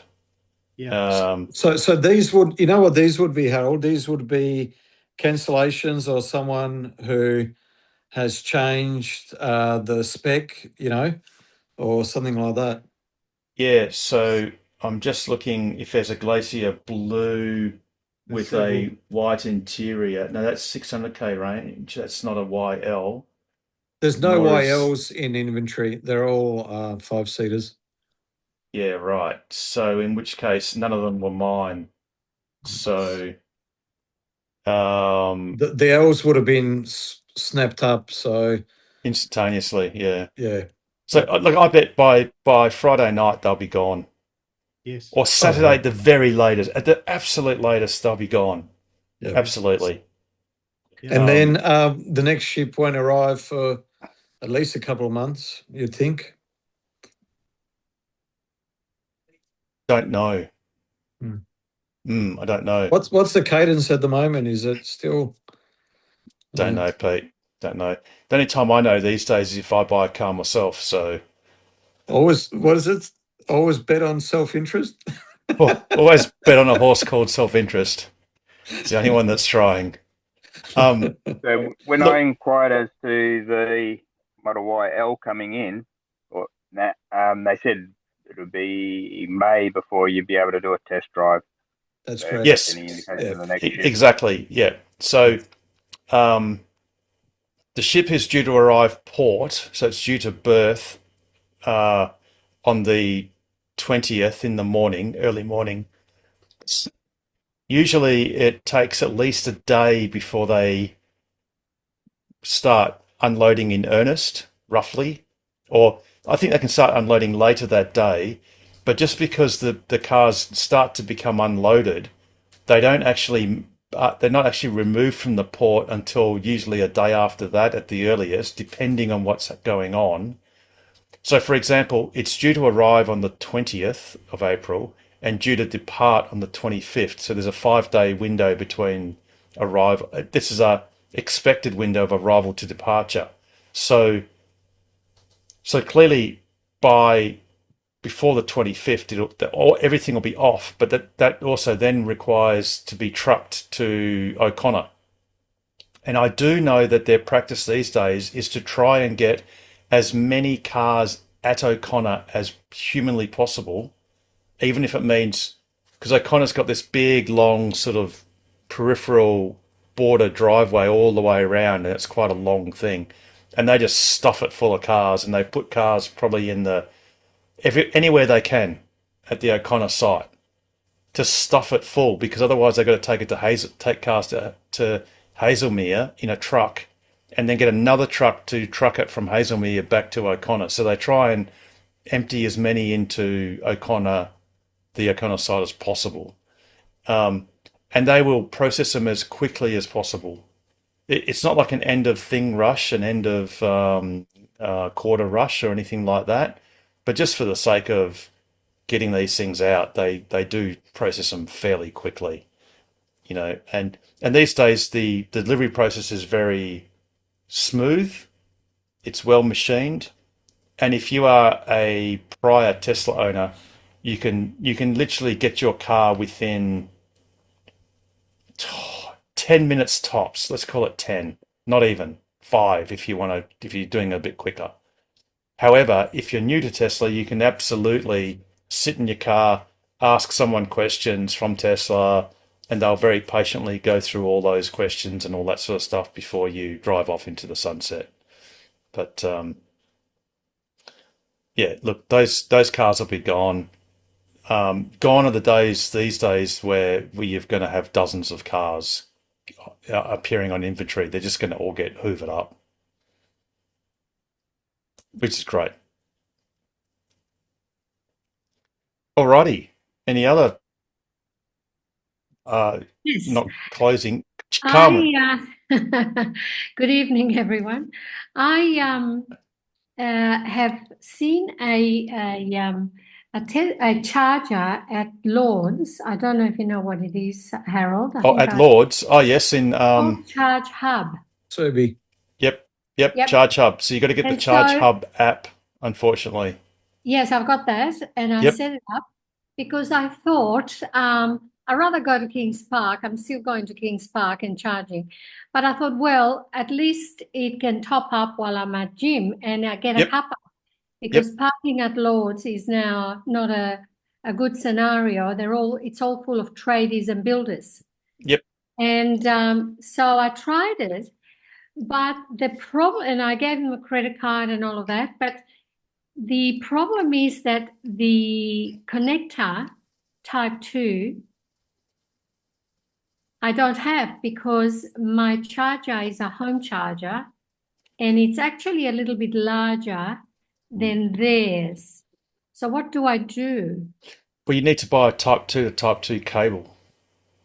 What do you call? Just a Type 2 cable. Yeah, it's called a Type 2 to Type 2 cable. Oh, yes. So they both ends are the same, are they? No, well, yes, they're complementary. One's a male, one's a female. Right. Okay.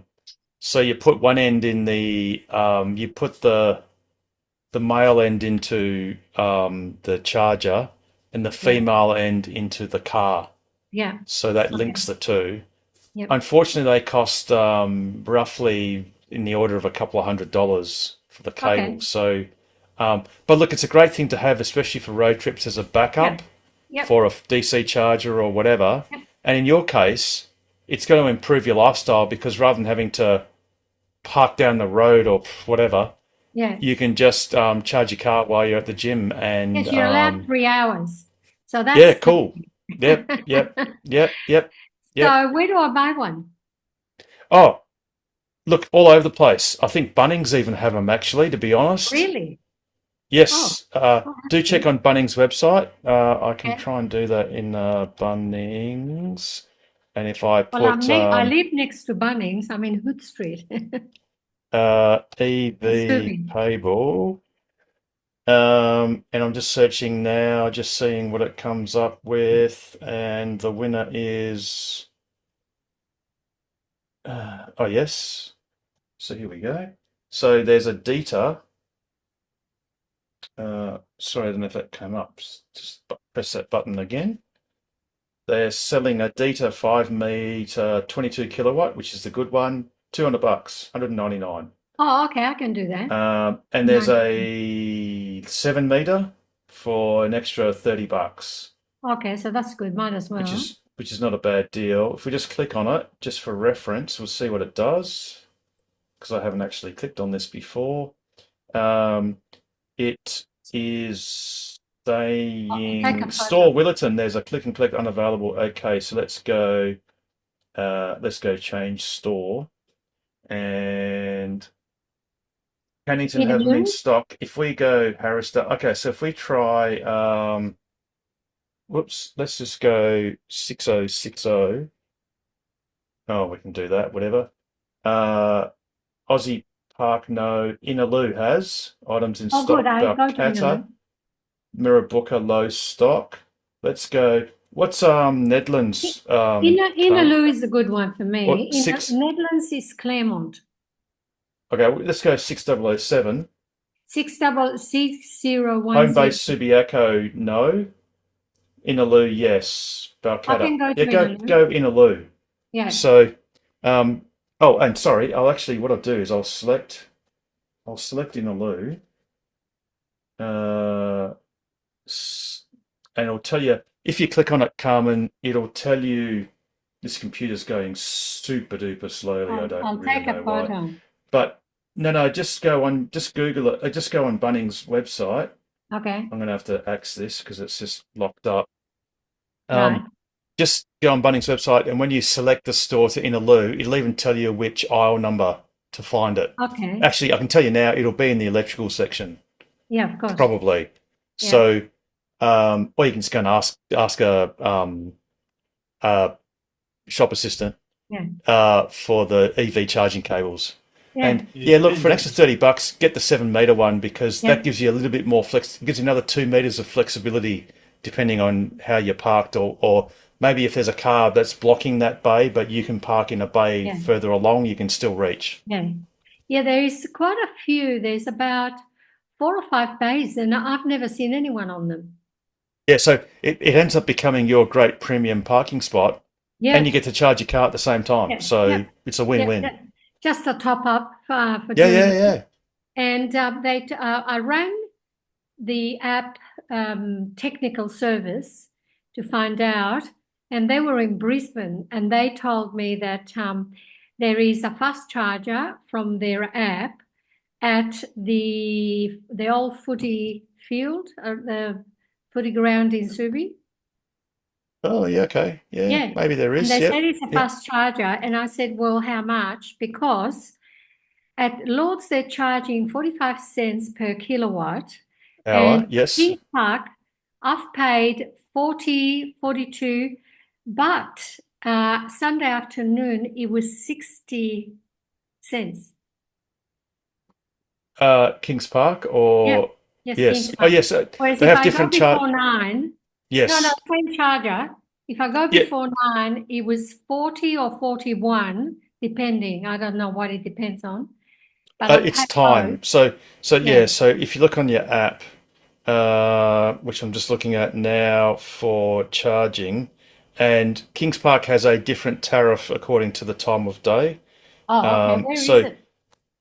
it's on your app. So if you Oh, look, if you just look at your location, that's the yeah. easiest way I do it. You just pick location, Yeah. and then you pick on the actual icon. Kings Park, I It'll got it. say Oh, that at the moment it's 62 cents until.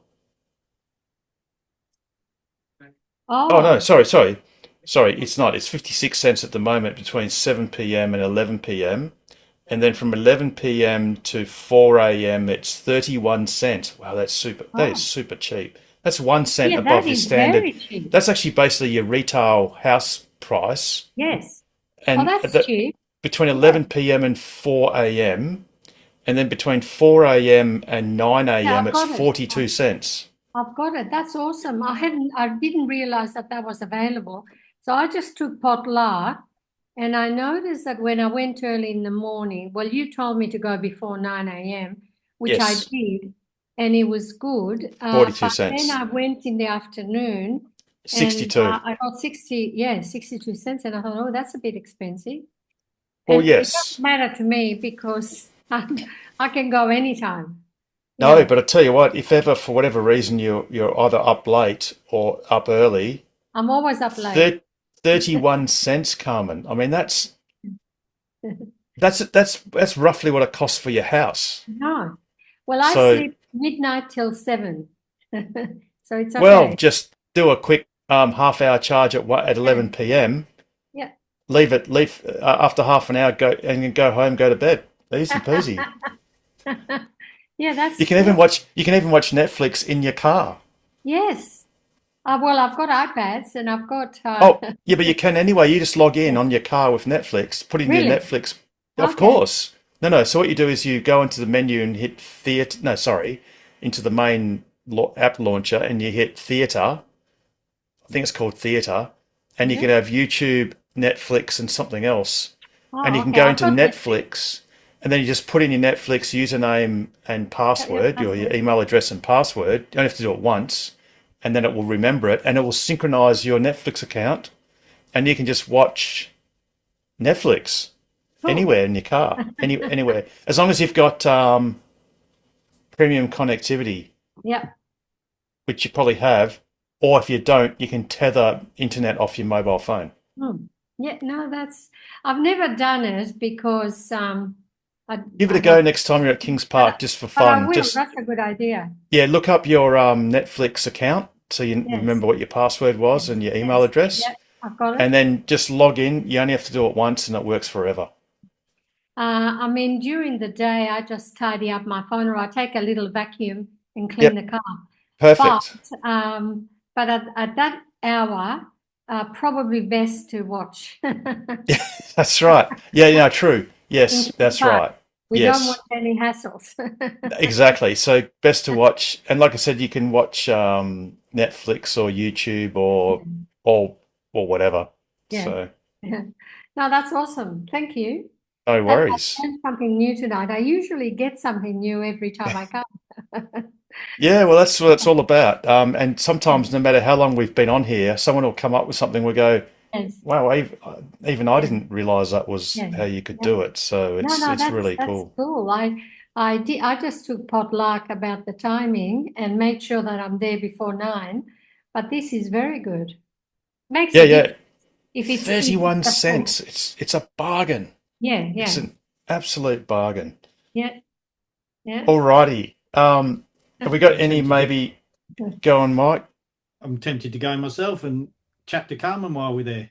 We could Yes, We could There set you up go. a We user can group have there. meetings. We Yeah, could exactly. I could actually go and do it on Wednesday. Oh no, it's too early. It's too early. That's No, right. it's Yes, exactly. congestion time. I don't want to pay Yes. that much. No, that's right. Yeah, at the moment it's 56 cents. Yes, So it's a bit yes, dearer.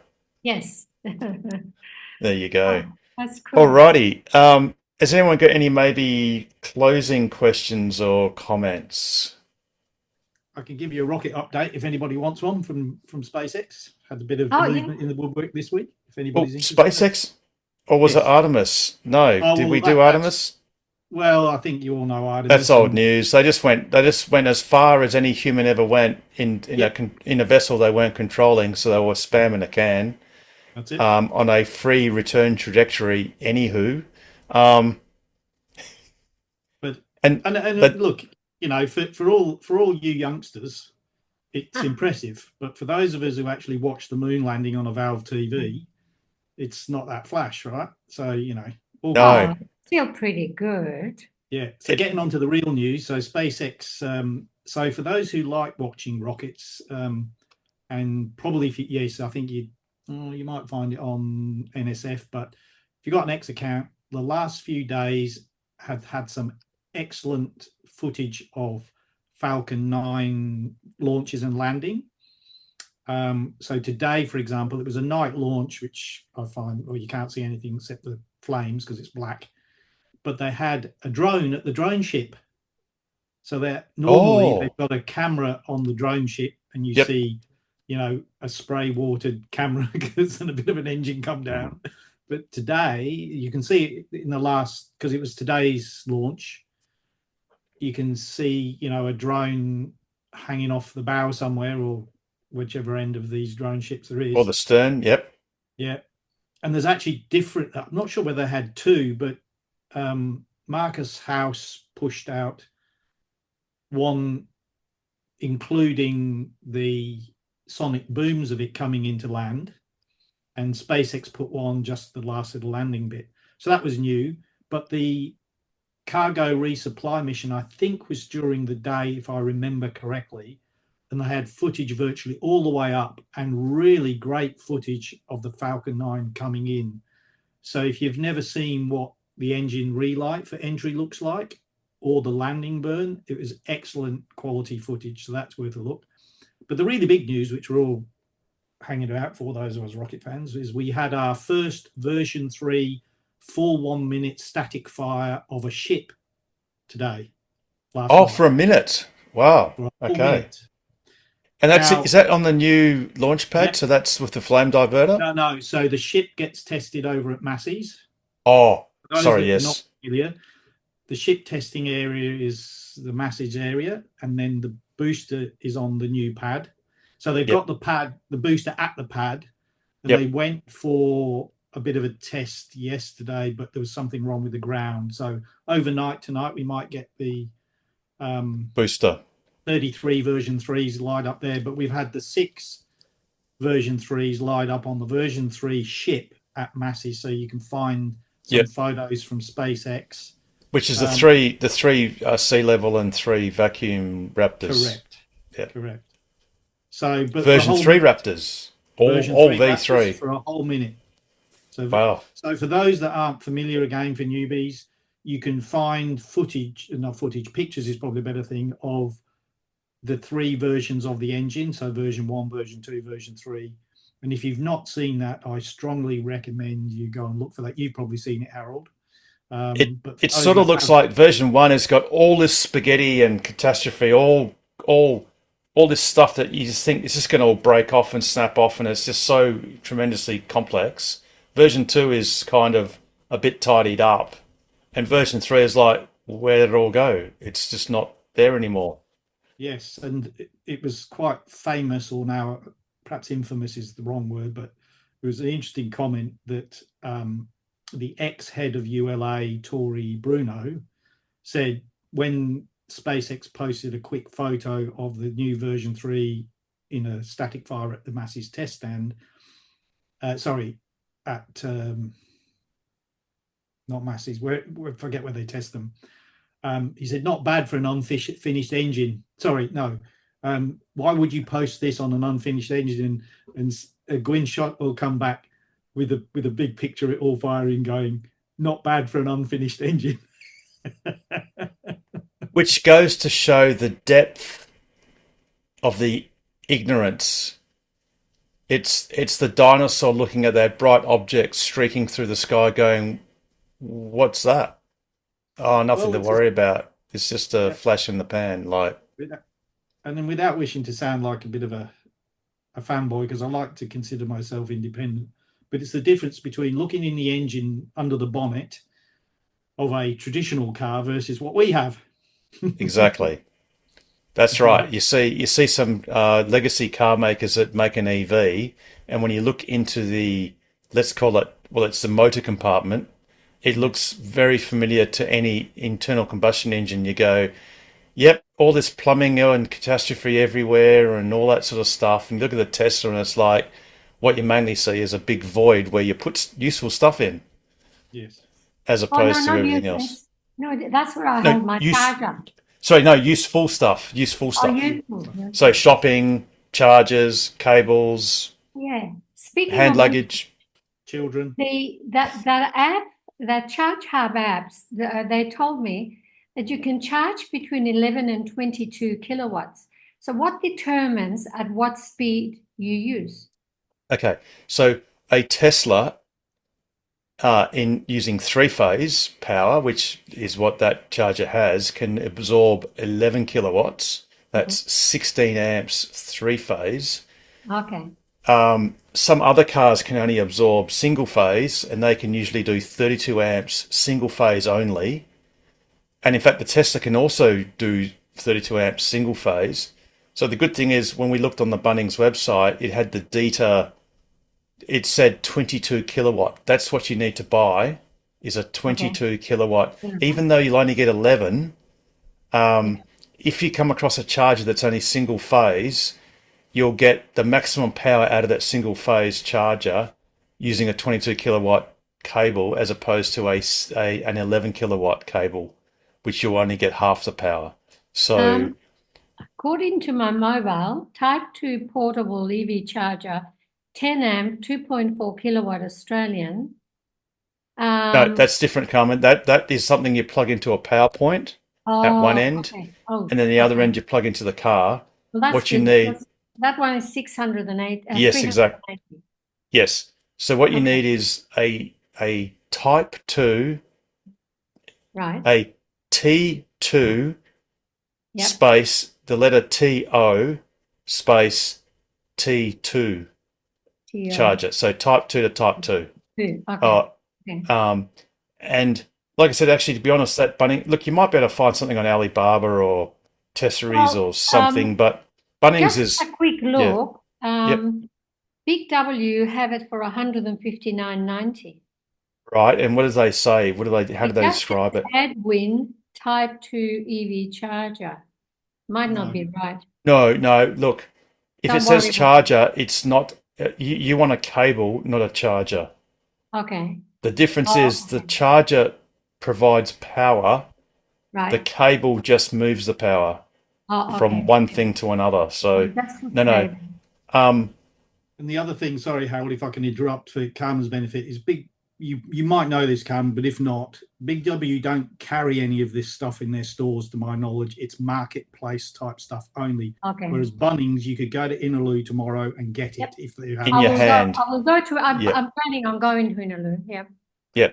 Yep. And just do yourself a favor, spend the extra $30, get the 7 meter one. Yeah. Just because there might be one time at Lord's where, oh look, someone's parked a ute crossways across 3 or 4 bays or whatever they did on the day, and you just go, that's okay, I can park whatever 1 bay across and still plug in for $30 and an extra 1.5 kilos in weight. It doesn't matter. Just the longer cable's better. No, I've got enough room in my frunk. You've got tons. Yep, absolutely tons. So that's cool. Yeah, cool. I'm glad I asked because I might have bought the wrong one. Okay. Yes. I got it now. Yeah, perfect. All right. Pete, how would you see out an awesome show like this as if I didn't already know? As always, stay safe, stay sustainable, and stay ahead of the curve. And the best way to do that is buy a Tesla, join TOCWA, and ask us anything about accelerating the world's transition to sustainable energy and abundance. Have a wonderful week, everyone, and I really do look forward to seeing you on next week's episode of TOCWA's Ask Us Anything. Good night, everyone. Fantastic. Thank you. Good night. No. It didn't stop. No. It will now. Bloopers galore. Good job. All right. Take care, everyone.